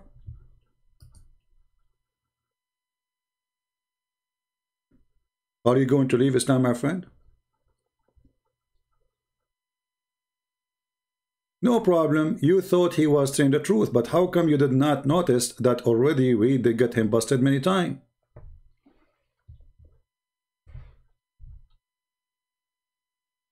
You see, because they are desperate, because they have a cult, they try to make their cult legitimate.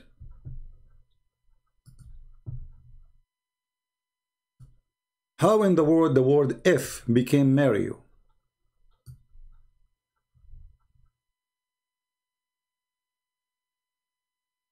Sam, if you are listening to me, if you can give me the link for that thing in Paltalk, please give it to me, because Google give me a hard time to find. I found it in a Shia website. I don't want to use Shia website. I want to use a Muslim Sunni website. But let me try something else.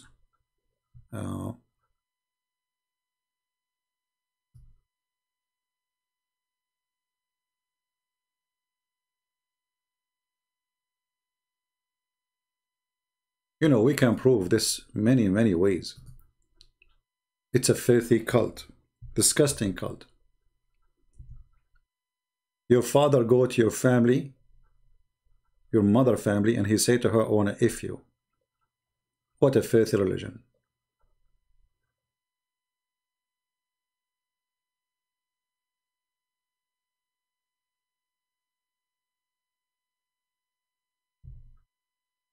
Do we have any Muslim who would like to call us?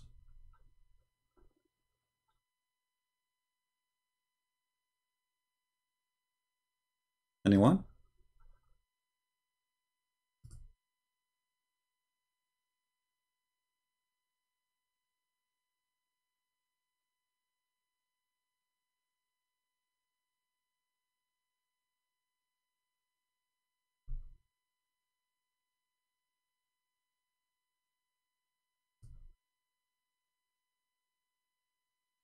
Who decided to leave Islam today, additional to those who left Islam already?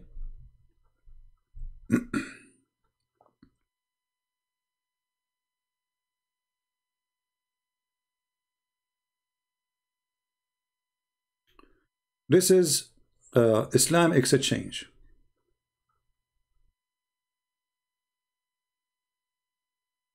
This is a Muslim website. Does nikah mean sex? This is Islam Exchange, not a Christian website. I will post the link for you down there in the chat. I heard that the word nikah has disgusting meaning. So I'm assuming now the Muslim will say to him, no, you are wrong. And the guy is quoting Imam Ahmad.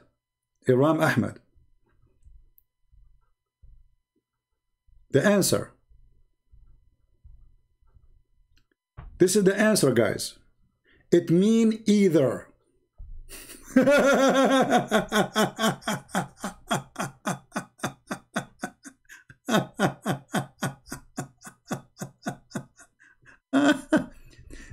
يخطب الرجل. Look at this. The man, he engaged to the women, which means he married her. The man, he married his daughter to somebody, and then, or somebody marry a daughter of somebody, and then he pay her dowry, and then he if her. So marriage have nothing to do with the word nikah. Nikah is the action you do after you marry.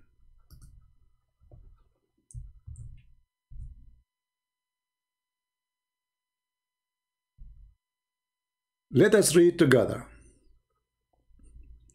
This is Al-Bukhari, and this is the Muslim translation, which is very funny. It says, look at the Muslim translation, trying to make it look nicer.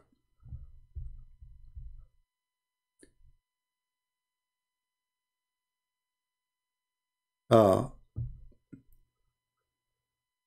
man used to ask somebody else for the hand of the girl and the guardianship for his daughter hand, and give her mahr, and then marry her. Okay, marry her. Is it really marry? Let us see. We will find out. The second type was the man would say to his wife after she had become clean from her period, send for so and so and have sexual intercourse with me. What is that word?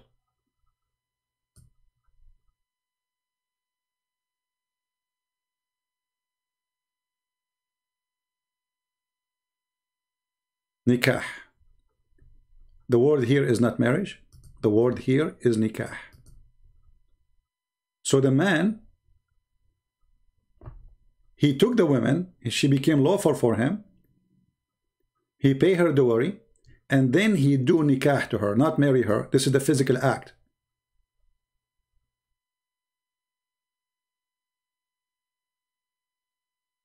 And then here he says,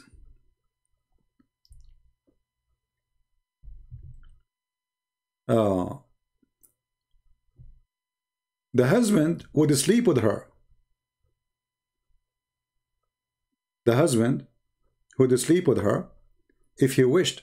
Her husband did, i.e. that 5 sleep with the man. This is about the Arab. They used to exchange wives. They used to sleep with each other wives. And this is why the Quran says to Muhammad, if your wife don't behave, we are going to exchange them for you. All right? So all the word nikah here is about sexual relationship.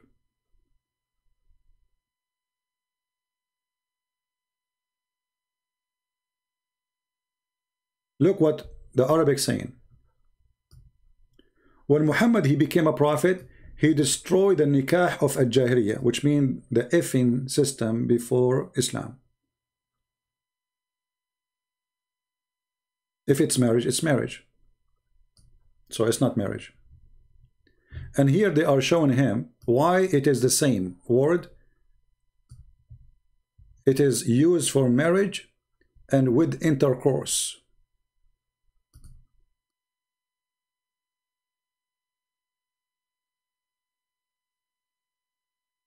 And here they are quoting for you the same thing. It's a form of sexual relationship.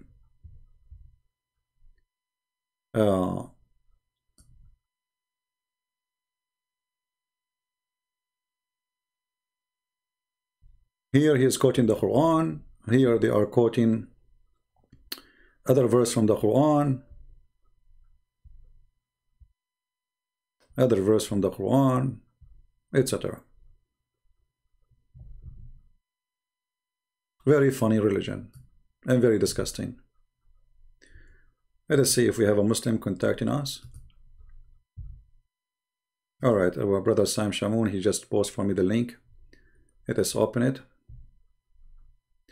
And we will share it with you guys so you can see it. All right.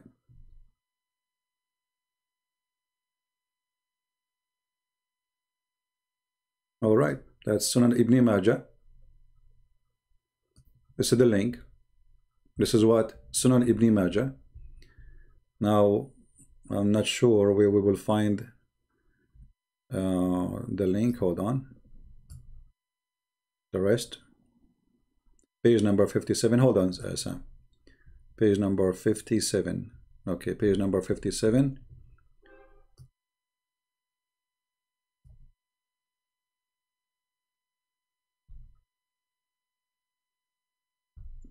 Let us go out of the index. 20, 21, 22. This is what? This is Ibn Majah. That is better one. Where is 57? I hope I did not make your eyes dizzy flipping the pages.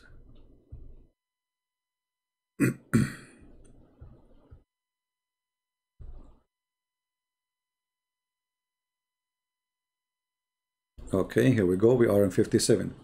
Abwabun Nikah. The translation, the chapter on marriage. Nikah, linguistically meaning to unite and to bring together. The real literal meaning of nikah is to have sexual intercourse. And the metaphorical meaning of nikah is bond of marriage. Do you see it, Muslims? The word nikah, such as a bond from which the act of sexual intercourse become lawful. Are you going to say to me now, Ibn Majah is a Christian and he is lying and he is a fraud and you don't accept him? And this is the Ibn Majah is one of the books of Sahih. Let us, brother Sam Shamoun is asking me to call him. And let me post the link for you guys so you can save it. And we will call Sam.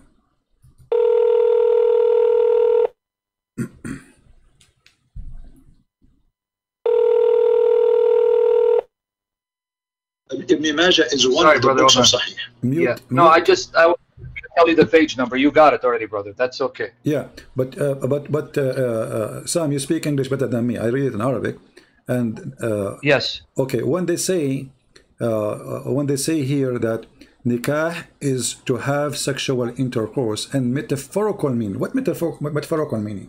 What is that metaphorical? Metaphorical means it's not giving you the actual meaning.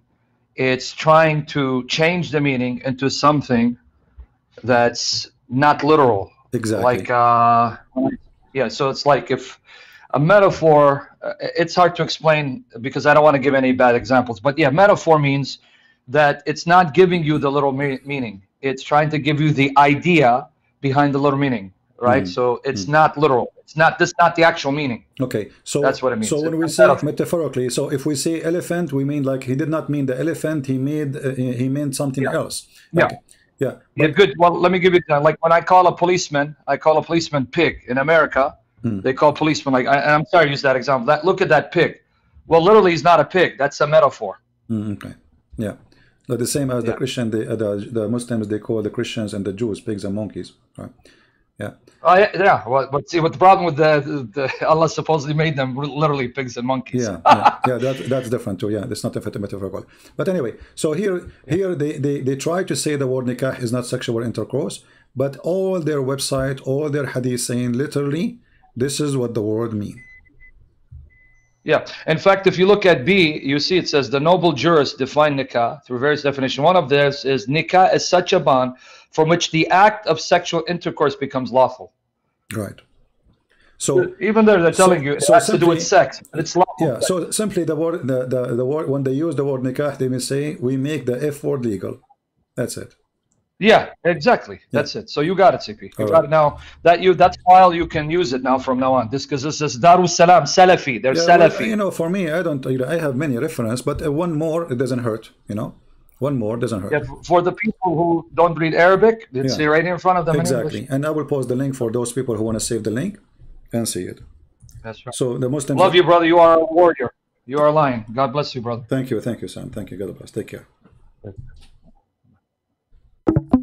Actually, I need to shorten the link. The link is so long. Did not go through in YouTube. Let us see. I need to shorten it.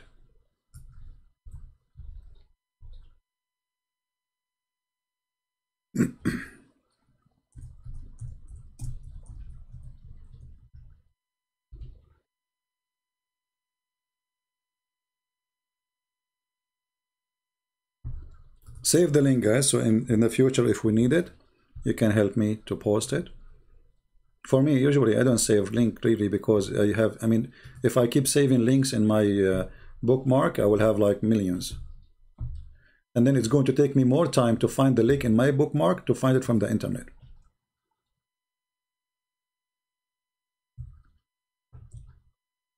Here we go. This is the link. We gave it to you. I hope you guys save it. And I'm going to save it here too. Exceptional.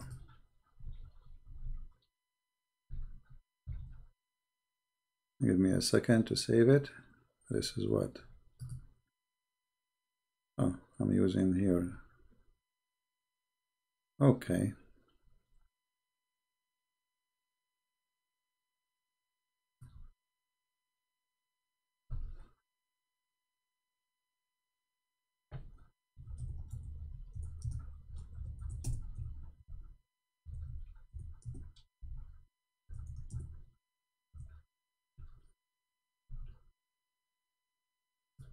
All right.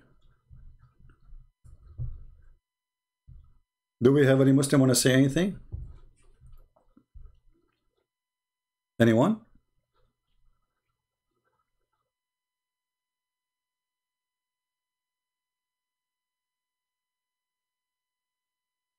Now let us show more reference just for fun.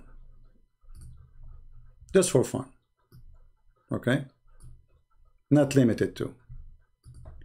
When Muhammad he explained and he make it clear in the Quran that shaitan he have babies, shaitan he have a children. The Muslim they start thinking, okay, how shaitan he have a children?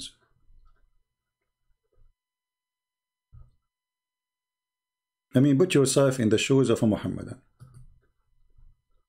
And somebody told you shaitan he have babies. You start asking, how shaitan get his baby? Do he have a wife?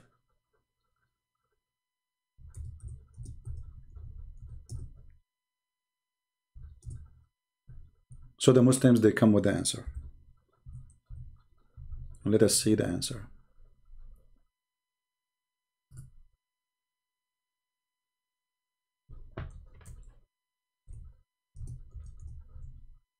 I will put it for you on the screen in a few minutes. In a minute.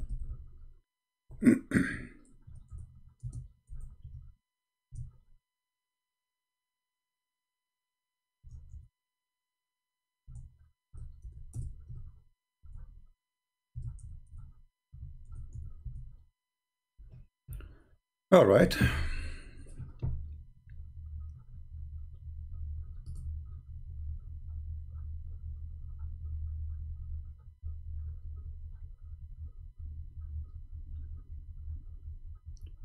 Let us see. There we go. This is Tafsir al-Qurtubi. And for sure the Qurtubi is a liar, as the rest of the Muslims. Because Muslims, they are trying to convince us that anyone who say something they don't like is a liar. So if a Christian prince is lying about this means anyone who say this is a liar. Do we agree? Let us agree together, Muslims.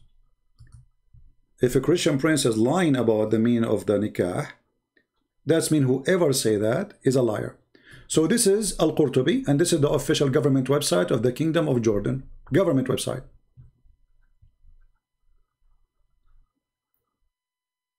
Verse number 18, chapter number 18, verse number 50. Be my witness. We go down here, it says,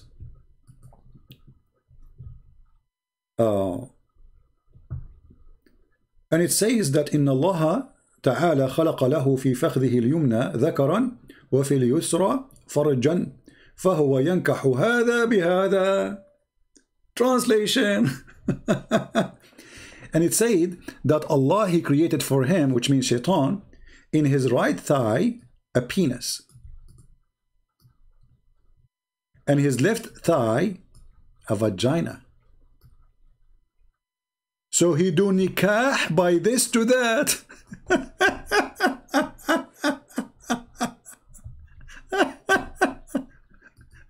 But I thought the word nikah mean marriage. In this scenario, which is very funny scenario, shaitan is effing himself. Now let us use Google translation, peace be upon him. Shall we? Click here in the page and go to translate.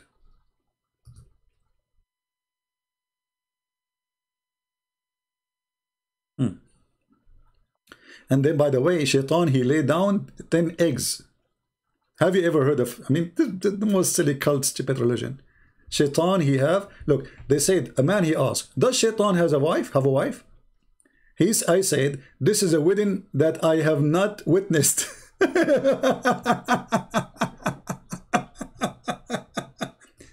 And he mentioned that the Quran saying, you take it and in his offspring. This is the Quran.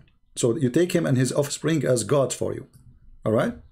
Mujahid said, not Christian prince. Mujahid said, not Christian prince. Listen carefully. Mujahid said, if Satan inserted his vagina into his vagina, then he laid down 5 eggs. What the word inserted? This is nikah.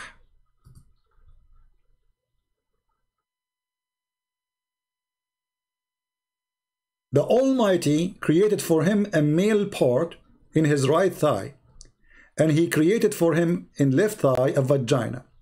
So he marries This by this. Do you see the marriage? This is the Google stupid translation. This is the word nikah. The word marry is here is a translation for the word nakaha. If Shaitan is marrying his legs together. This is the legs party marriage. He do nikah by this to this, which means by the male private part, which is in his right thigh, to his vagina, which is in the left thigh. And then every day 10 eggs come out.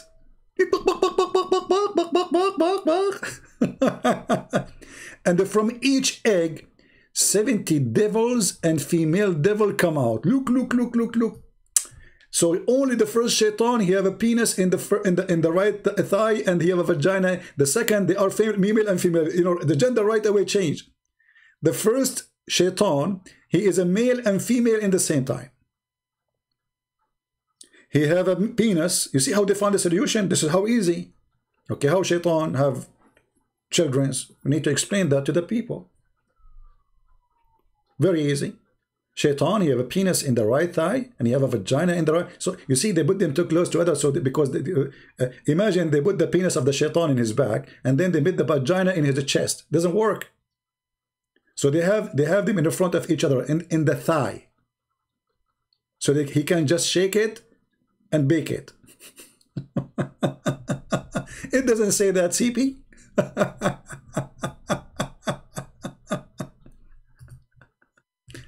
And it doesn't matter what you show them. You are a liar. You are literally a liar. Hello? We got you busted. Christian Prince is lying. Any Muslim? Shaitan doing nikah to himself.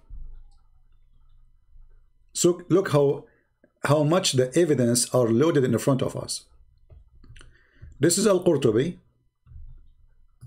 chapter 18, verse number 50, interpretation for the Quran. And we showed you from official Islamic website, not edited. This is Nida'ul Iman, a very Islamic website, sponsored by people who hate Christianity to death. Fatwa, Kitabu Fatawa al-Lajna al-Da'ima lil-Buhuth. This is the fatwas of the highest scholars of Islam in Saudi Arabia. And those are official. This is not kids. Muslim, they go upon this by the letter. If somebody have a problem, he go here, check it out, and see what he should do. So here the question is, what is the situation for the one who do nikah to his hand? So if nikah mean marriage, that's mean the question is, what is the situation for somebody marry his hand? And then all Islamic websites agree that literally the word sexual intercourse is nikah. Here we go. You want to refute what, you dummy? And then you go and you lie. We say we Christian, we use the same thing. Shame on you.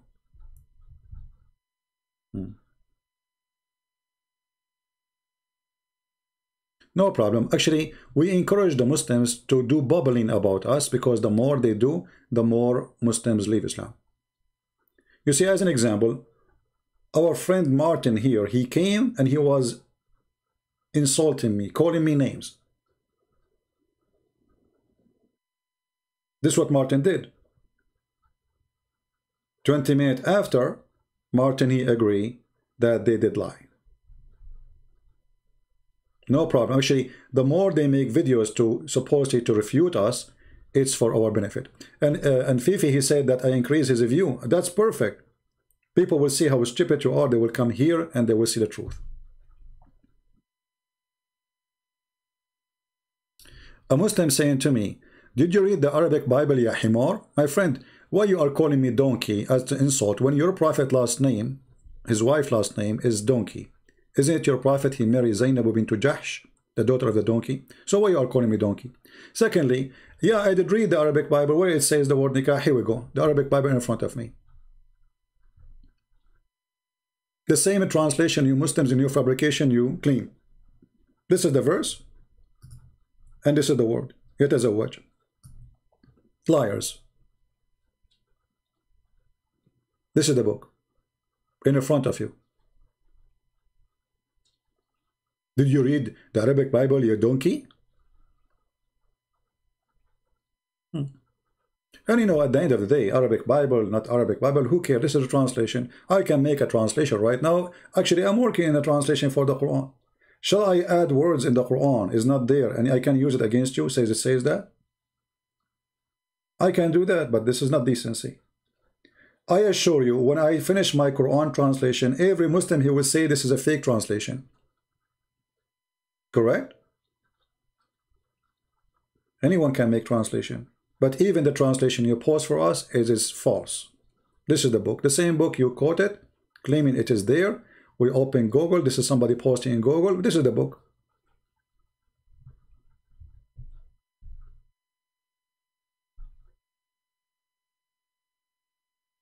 Will Saudi ever get questioned by other government over this book? How they can... No, Islam, all of it is a vulgar language. You know, Muhammad, he said, the one who is proud about inheritance from previous to Islam, go and tell him to bite the penis of his father. If you ask the Muslims, is Muhammad coming from a noble family? They will say yes. Well, go and tell him bite the penis of your father then. You see the hypocrisy? If you are a Muslim, you are not allowed to be proud about your family to pre-Islam period. If you do so, tell him to go and bite the penis of his father. Okay, Muslims, is Muhammad from a great family? Absolutely, brother. His grandfather was a nobleman. He was in charge of the Kaaba. They start blah, blah, blah, blah, blah about how noble they are. But isn't it your prophet? He says the one who is proud about his noble family to before Islam, tell him to go and bite the penis of his father. You see the double standard?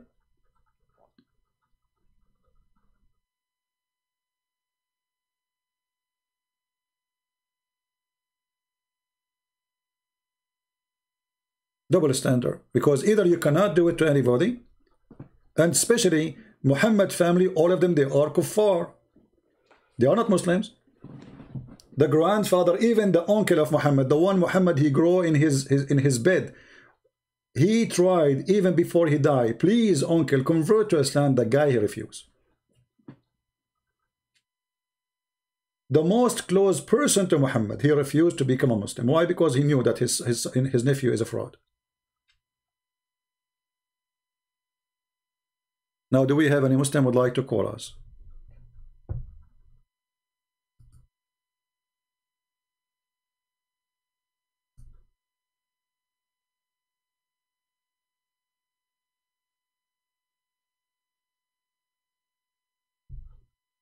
Anyone?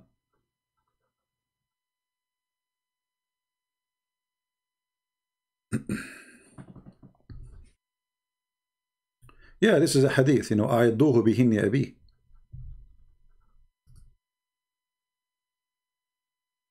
Tell him, go and bite the penis of your father.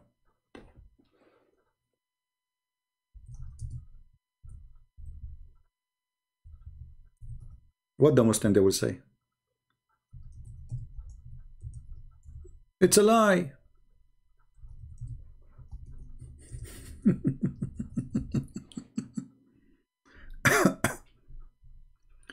Abu Bakr, I mean, all of them, they have a filthy language. Abu Bakr, he says to a person who don't believe in Islam, he said to him, go and suck the clitoris of your father. Your mother, sorry. Go what? Suck the clitoris of your mother.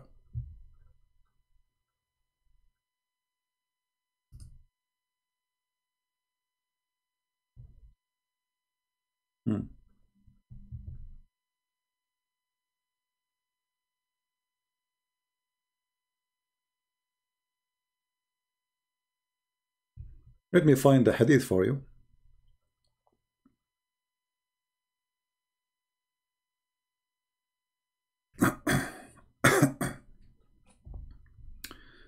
You see, we are trying to find you an Islamic official website, not a Christian website, because Muslim, they will say we don't agree with this. This is a question and answer. A Muslim is asking a question about this hadith. How the Prophet, he speaks such a language. Is the link coming, guys? Is the link go through? Did you see the link I posted?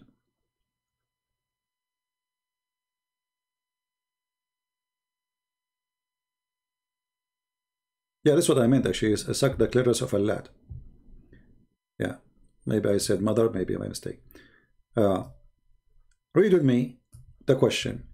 Detailed discussion about the hadith.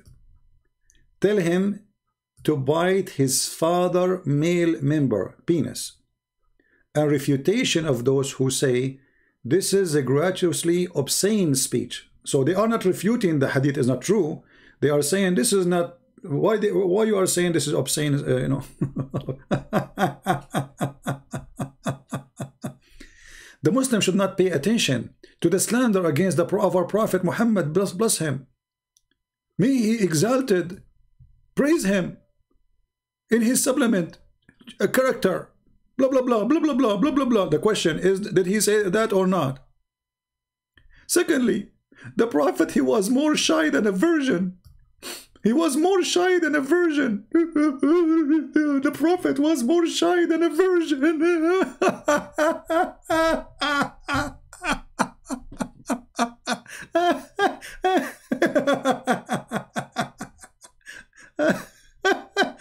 Hilarious. The Prophet was more shy than a virgin. What? Yes, brother. Prophet was shy. He's so shy. He's a shy girl, you know. The Prophet, he never had sex. The Prophet, he didn't know even how to have sex. The Prophet, it took him 10 hours to take off his panty. The Prophet, like, he don't know what to say. He did not know what to do. The Prophet was so shy, brother. He is so shy. Like, come on. What are you talking about? The Prophet, do you know what are you talking about? The Prophet is the most shy person.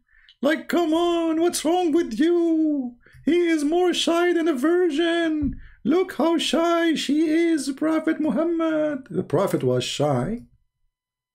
F her. Did you, even in there's a hadith says, did you aniktaha? Did you F her? And look, the question is, did he say that or not? Because they cannot say, he did not say that. They want to say, they want to give you a presentation. He was shy. He was very decent. He was a very nice person. He was blah, blah, blah, blah. This is not the question. Did he say that or not?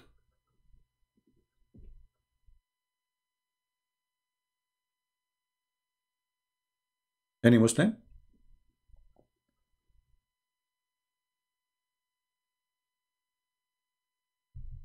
Here we go. This is the reference in their website. They are quoting the same hadith.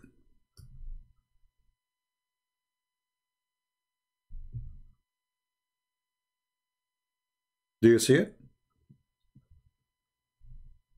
If somebody, the Prophet said, if you hear someone boasting an ignorant manner of his tribal lineage, then tell him to bite his father penis, his father male member, and do not use a metaphor.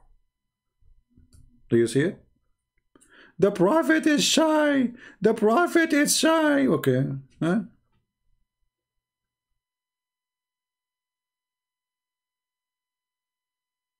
So they give you a presentation of the Prophet was a good man. He have a good manner. But did he say that or not? Yes, he did.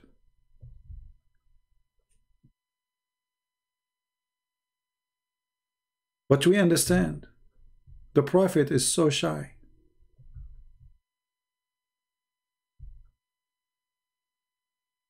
I mean, very shy Prophet. We have to admit.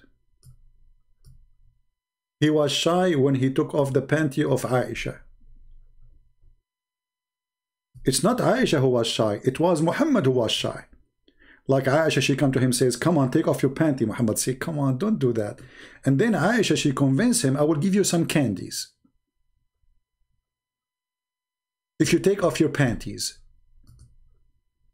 Because he's so shy. Like he looked like, what? No, no, no, don't touch me. Put your hand away. Aisha, she looked at him, hey Muhammad, come on, I'm 6 years old and you are 54 years old. Like, come on. Don't touch me. I will tell your mom, okay? I will tell my mom. I swear by Allah. The Prophet was so shy.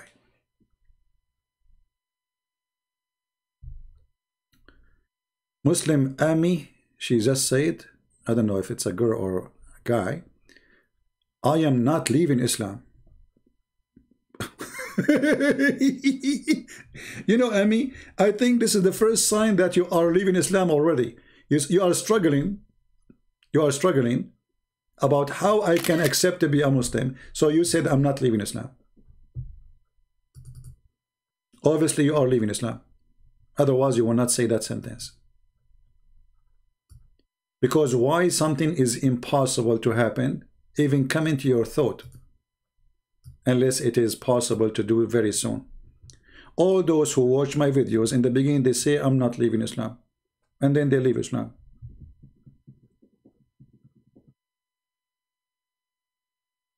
Any Muhammadan?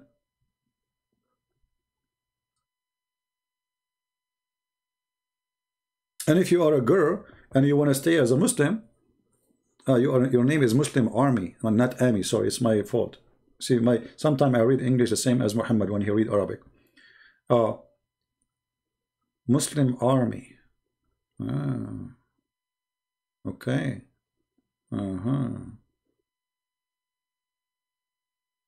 You remind me of Muhammad sending the husband of Sauda to war so he die, and then he takes Sauda in his bed. I hope that will not happen to you.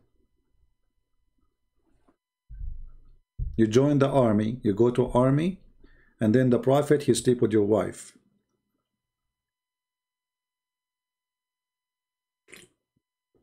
My English is cute.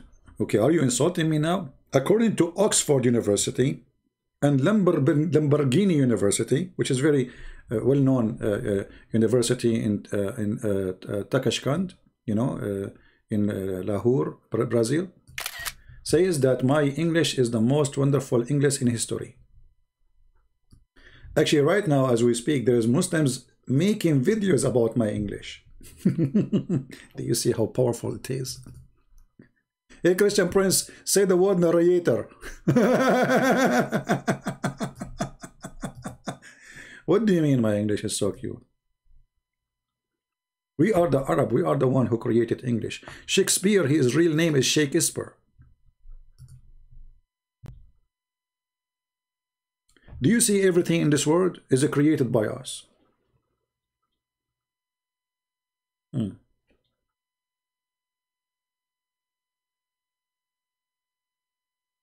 Actually, I'm thinking to Muslim Army saying your English is horrible. Okay, let me switch my English. I will speak like Zakir Naik. Brother and sister, there is somebody asking me, how good is your English? I'm going to say to you, my English is the most beautiful English. And one of the most beautiful things for it, that when I speak, I can water any plant. And I can spit all over the place. And this is why, if you attend my lecturer, you have to have an umbrella with you if you are in the front line. Because simply, brother, if I speak, I'm going to spit all over you. Another single Muslim, he will complain about my English. Okay, this is Zakir Naik. Do you like his English? The spitting machine?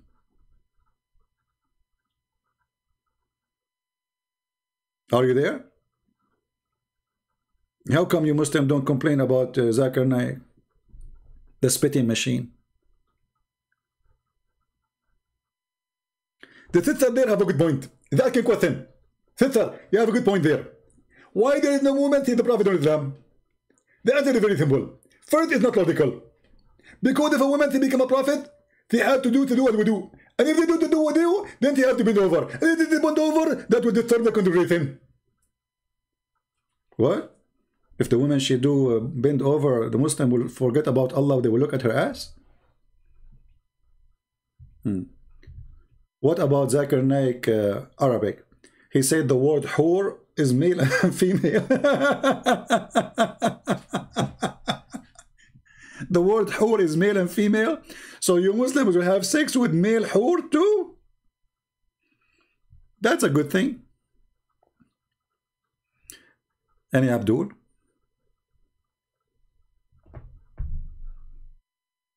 Who is a Muslim would like to call us? You see, if you are sure that Islam is a good religion and you can refute us, the easiest thing to do is to call us and prove this person to be not telling the truth. You want to prove him liar, you want to prove him whatever you want. But just shouting, making videos to refute me by speaking to yourself, it doesn't make sense. I'm inviting you to call me. I'm inviting those who don't agree with me, those who call me liar. Why we cannot do that? They don't want to do that. They can call me whatever they want, you know. We just showed him Ibn Majah. Is Ibn Majah a liar? Is Ibn Majah a liar? Why Ibn Majah will lie? Huh?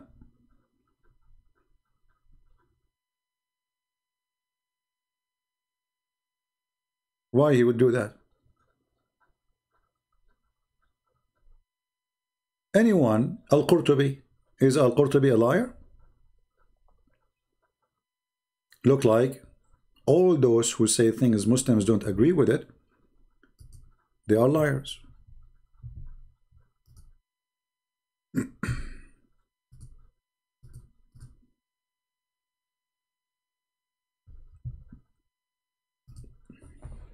Guys, don't text me please unless you are a Muslim.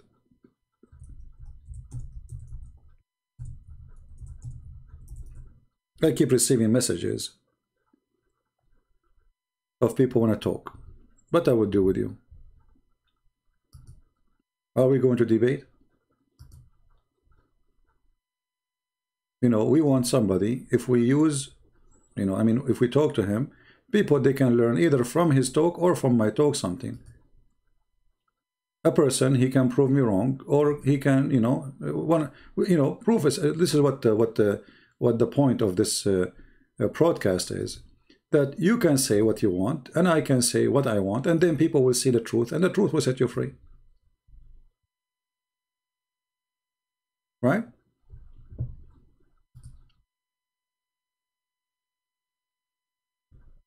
The truth will set you free.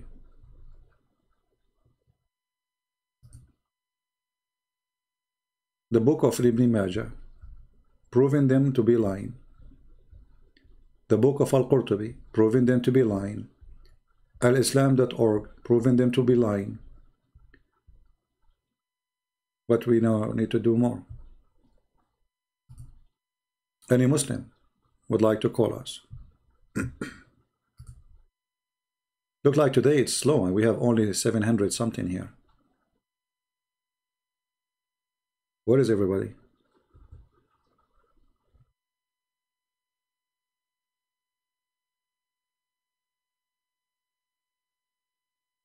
Muslim Army, why you don't call me, my friend? You see, I'm not even going to ask you a question. You open the topic, we talk about it. What do you think, guys? Do you understand what I'm saying? If Mr. Muslim Army is willing to call, you can ask me the question. I'm not going to ask you. The question you ask me, we'll talk about it. Okay. Look, Muslim Army, look what you are saying. Your goal is to make me have a debate about my religion, but you clearly lying about what we saying. Wonderful. If you are smart, you will call me right now and you will show everybody that this person is lying, then nobody will listen to me. Bingo. Until now, the Muslims, they were not successful to make me look like a liar. The more they make videos to refute me, the more I get people to watch my videos and to believe what I'm saying. Maybe you can do better. Why you don't call me and show me where I'm lying? I'm not going to ask you anything. Just show me where I'm lying. Is that fair, guys? Call this guy and tell him you are lying about this. That's it. I will not ask you about the Quran. I will not ask you about anything. What do you say? Any Muslim?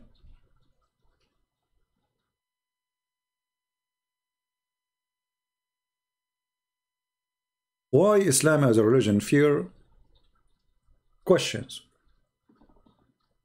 As long as you can refute this, easy, then there is no problem. It's easy. Just do what you need to do. Refute us. Very easy. And if I say to you, I promise you I will not ask you a question, what do you fear? So what is your excuse? You call me to ask me. Even that you will not do.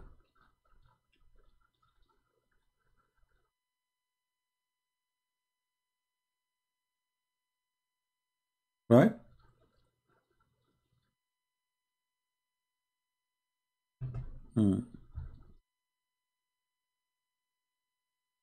Any Muslim?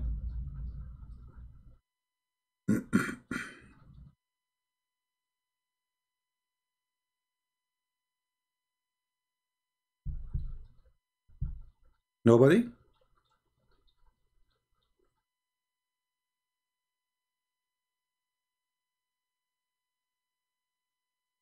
Okay, any Christian have a question? As long as there is no Muslims, what we can do?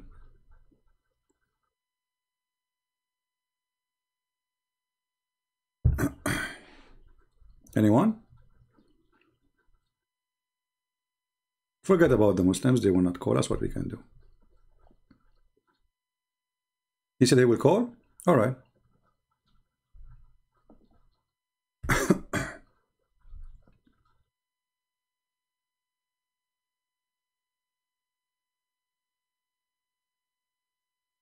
We are waiting.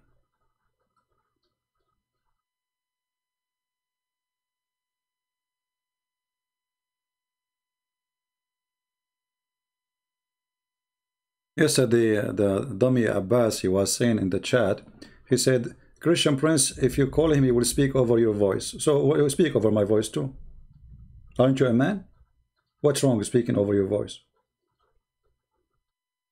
Abbas is claiming to be a man, and he is afraid that somebody will speak over his voice. Hello?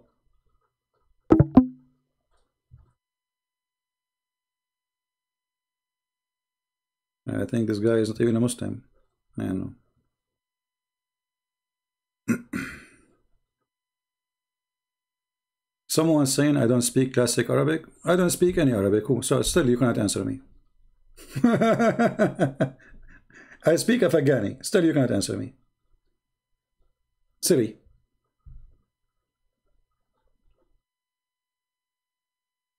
That's mean anyone who is a Muslim from Indonesia, he is not a Muslim. And he have no right to discuss anything because all of them don't speak Arabic. All the Muslims in Pakistan, all the Muslims in Afghanistan, all the Arab Muslims are very little tiny number. So if the one who don't speak Arabic, he have no nothing to say, that's mean all of them they have nothing to say.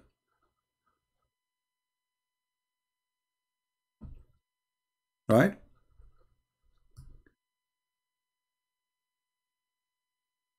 Anyone?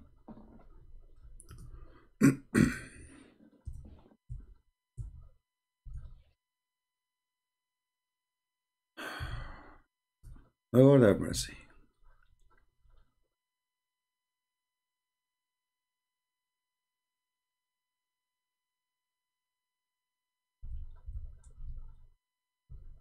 This here we have a text.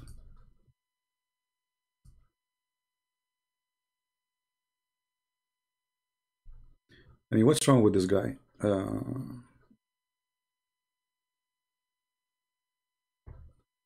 don't know.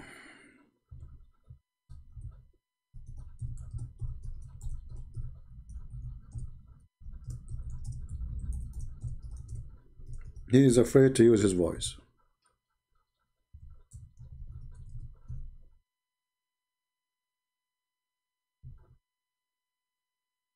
All right.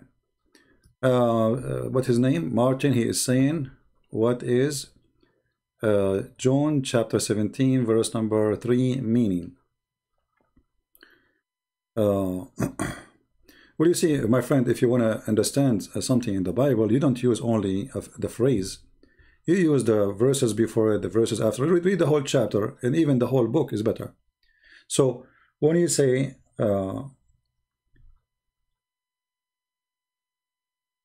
speaking about the eternal life, did you use the verse before it? Verse number 2? Because the verse before it speaking about eternal life too. Let us see this text here.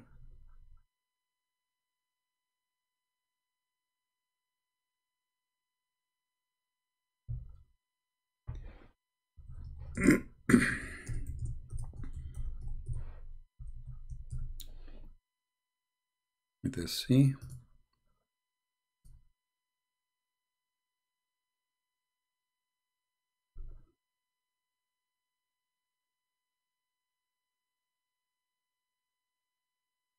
If you read in verse number 1, it says that Jesus, he lifted up his eyes to the heaven, and he said, Father, the hour is come, glorify the Son, that the Son also glorify thee. So here you see that God the Father glorifying the Son. So the same chapter you are quoting is speaking about Jesus the Son, God the Father, they glorify each other. You see, God don't glorify a man.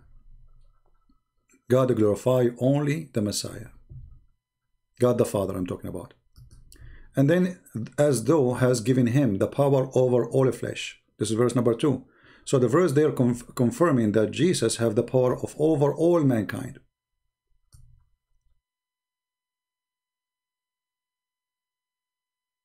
As what? As a prophet? The power over the flesh of everything is a power of God. Here you might say, okay, it says that he gave him, because he is Son. The Father is giving the Son the power over the flesh. That he should give eternal life. Who is the one who gives eternal life to people? Jesus. So what you did, because maybe you are quoting from a Muslim website, you jump for verse number 3 because you don't want to read the verses before it, where it says that Jesus in his hand is the eternal life.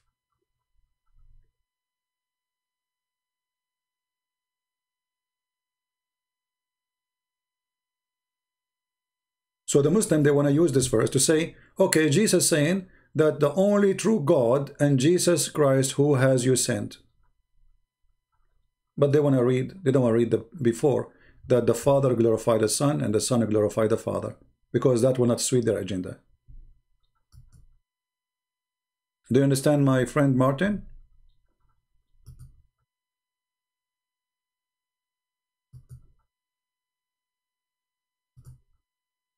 Very, you know, this is what they do when they try to quote something to deceive you. They quote the verse and then they don't want to show you the rest of the story. I can do the same. You will say to me, this is not right.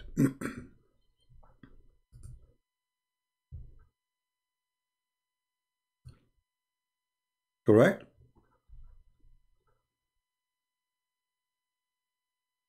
Who is the one who have the power over the life? All the life? Jesus. Who is the one who will send people to hell and to heaven? Jesus. This is eternal life. It's given to who? To Jesus. By who? By God the Father. He gave it to God the Son. So in order for me as a Muslim to prove something, I jump and go away from here, from the verse number 1 to verse number 3, and I will hide verse number 2 and verse number 1, and then I will show only verse number 3. I have glorified thee on the earth. I have finished the work which is given to me to do. And now, O Father, glorify thou me with thine own self, with the glory which I had with thee before the world was. Can we make it more clear?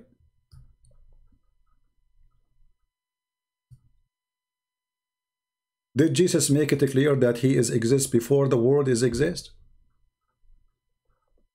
You can say no. I say yes. Right?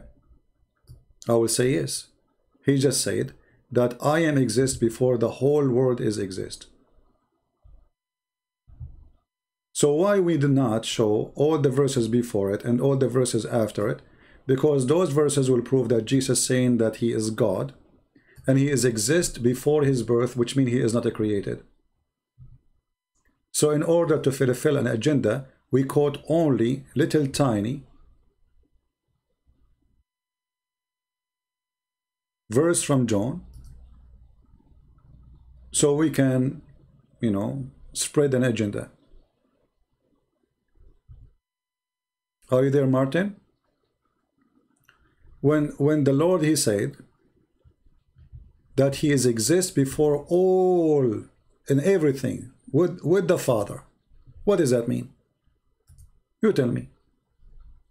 You don't want to believe in Jesus, you believe in Jesus, this is your business. And now, Father, glorify thou me with thine own self, with the glory which I had with you before the world was. How more powerful we can bring verses to say Jesus saying it clearly that he exists before anyone is exist. Do you see it?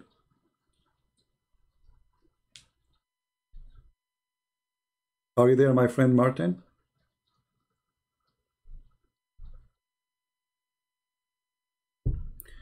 Okay, maybe our brother Sam Shamoun, he wanna go live, I'm not sure. Then I will, if he wanna go live, I will stop soon, so people they can go and join him.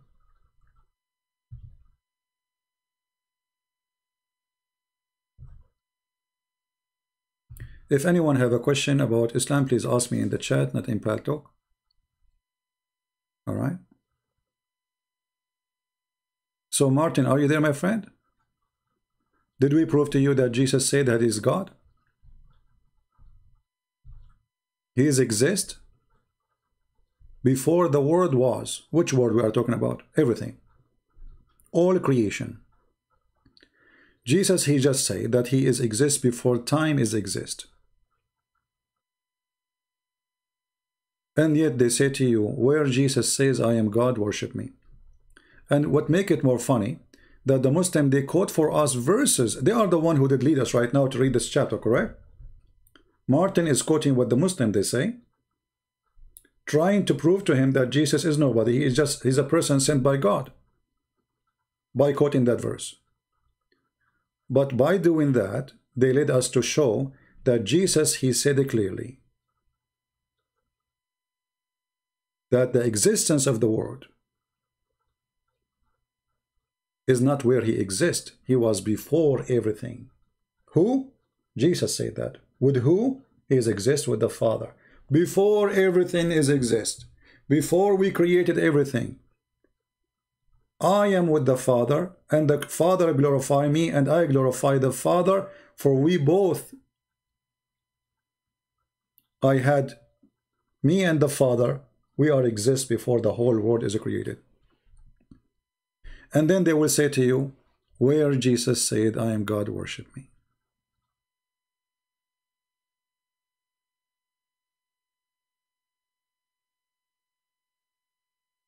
Right? What do you want more proof? Anyway, I will stop here. And thank you, Martin, for joining us. I hope you will accept the Christ soon. And you will become a Christian. You will leave Islam. If you like to call me Martin, I will be happy.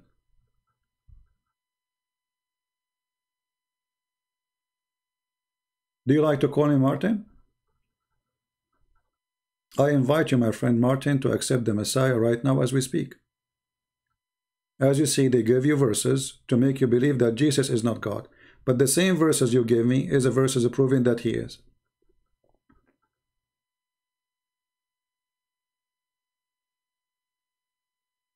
Yeah, you know, John, you know, the chapter of John, the same chapter they are quoting, is full of verses saying clearly that Jesus is God.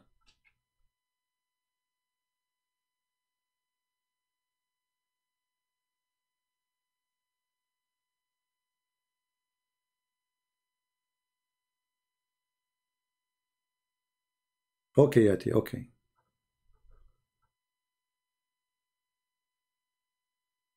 We got you. All right, I want to say thank you guys for being here. I know, you see, I say to myself, my voice is tired. I want to take a break from coming in, you know, in here. But every day I cannot stop myself from coming. So pray I will be able to stop myself from coming for maybe a day or two, so we can take a break. All right. And now, as I heard that our brother Sam Shamoun is going to go live. I don't know how many of you would like to join him. Maybe the admin can post his live if he is going to go through. Is going to go soon, and people, they can join him in his broadcast. You know, I cannot use Skype no more because Skype is very stupid program. If you are a person who texted me a year ago, I cannot see your text. It shows I have to go search for you, and I have tens of thousands of people. In Paltalk, I can control. I have a better control, and you know, about people texting me and calling. So in Paltalk, you have to text me first. I ask you, are you a Muslim? This is the only question I will ask you. If you say yes, I will call you. That's it. In Skype, there is no control. And people keep adding me, and you know, at the pop window appear in my screen like crazy. All right. And if you can use Paltalk, why you don't use? I mean, Skype. Why you cannot use Paltalk? What is different for you? For me, there's a different. Anyway, thank you very much, everybody. May the Lord bless you all. Until we see you soon again. Christ is Lord, and we are happy for those who left Islam and they became Christians. Pray for Umet from Turkey, the person who sent the email thanking us for what we do. For our sister Syahirah, I think she's from Indonesia. She left Islam too. And many, many more. And Martin, who came here to call us names. And then he decided that the Muslims are lying to him. And I hope soon he will leave Islam and he will become a Christian. We pray to the Lord that all Muslims will see the truth, and the truth will set them free. We don't hate the Muslims, we hate the lies. The lies are our enemy, and that is the devil. He is the father of all lies. And Muhammad, there is no question that he is a liar, a false prophet and a deceiver. And we prove that every day. Thank you, God bless you, and we see you soon again. Take care.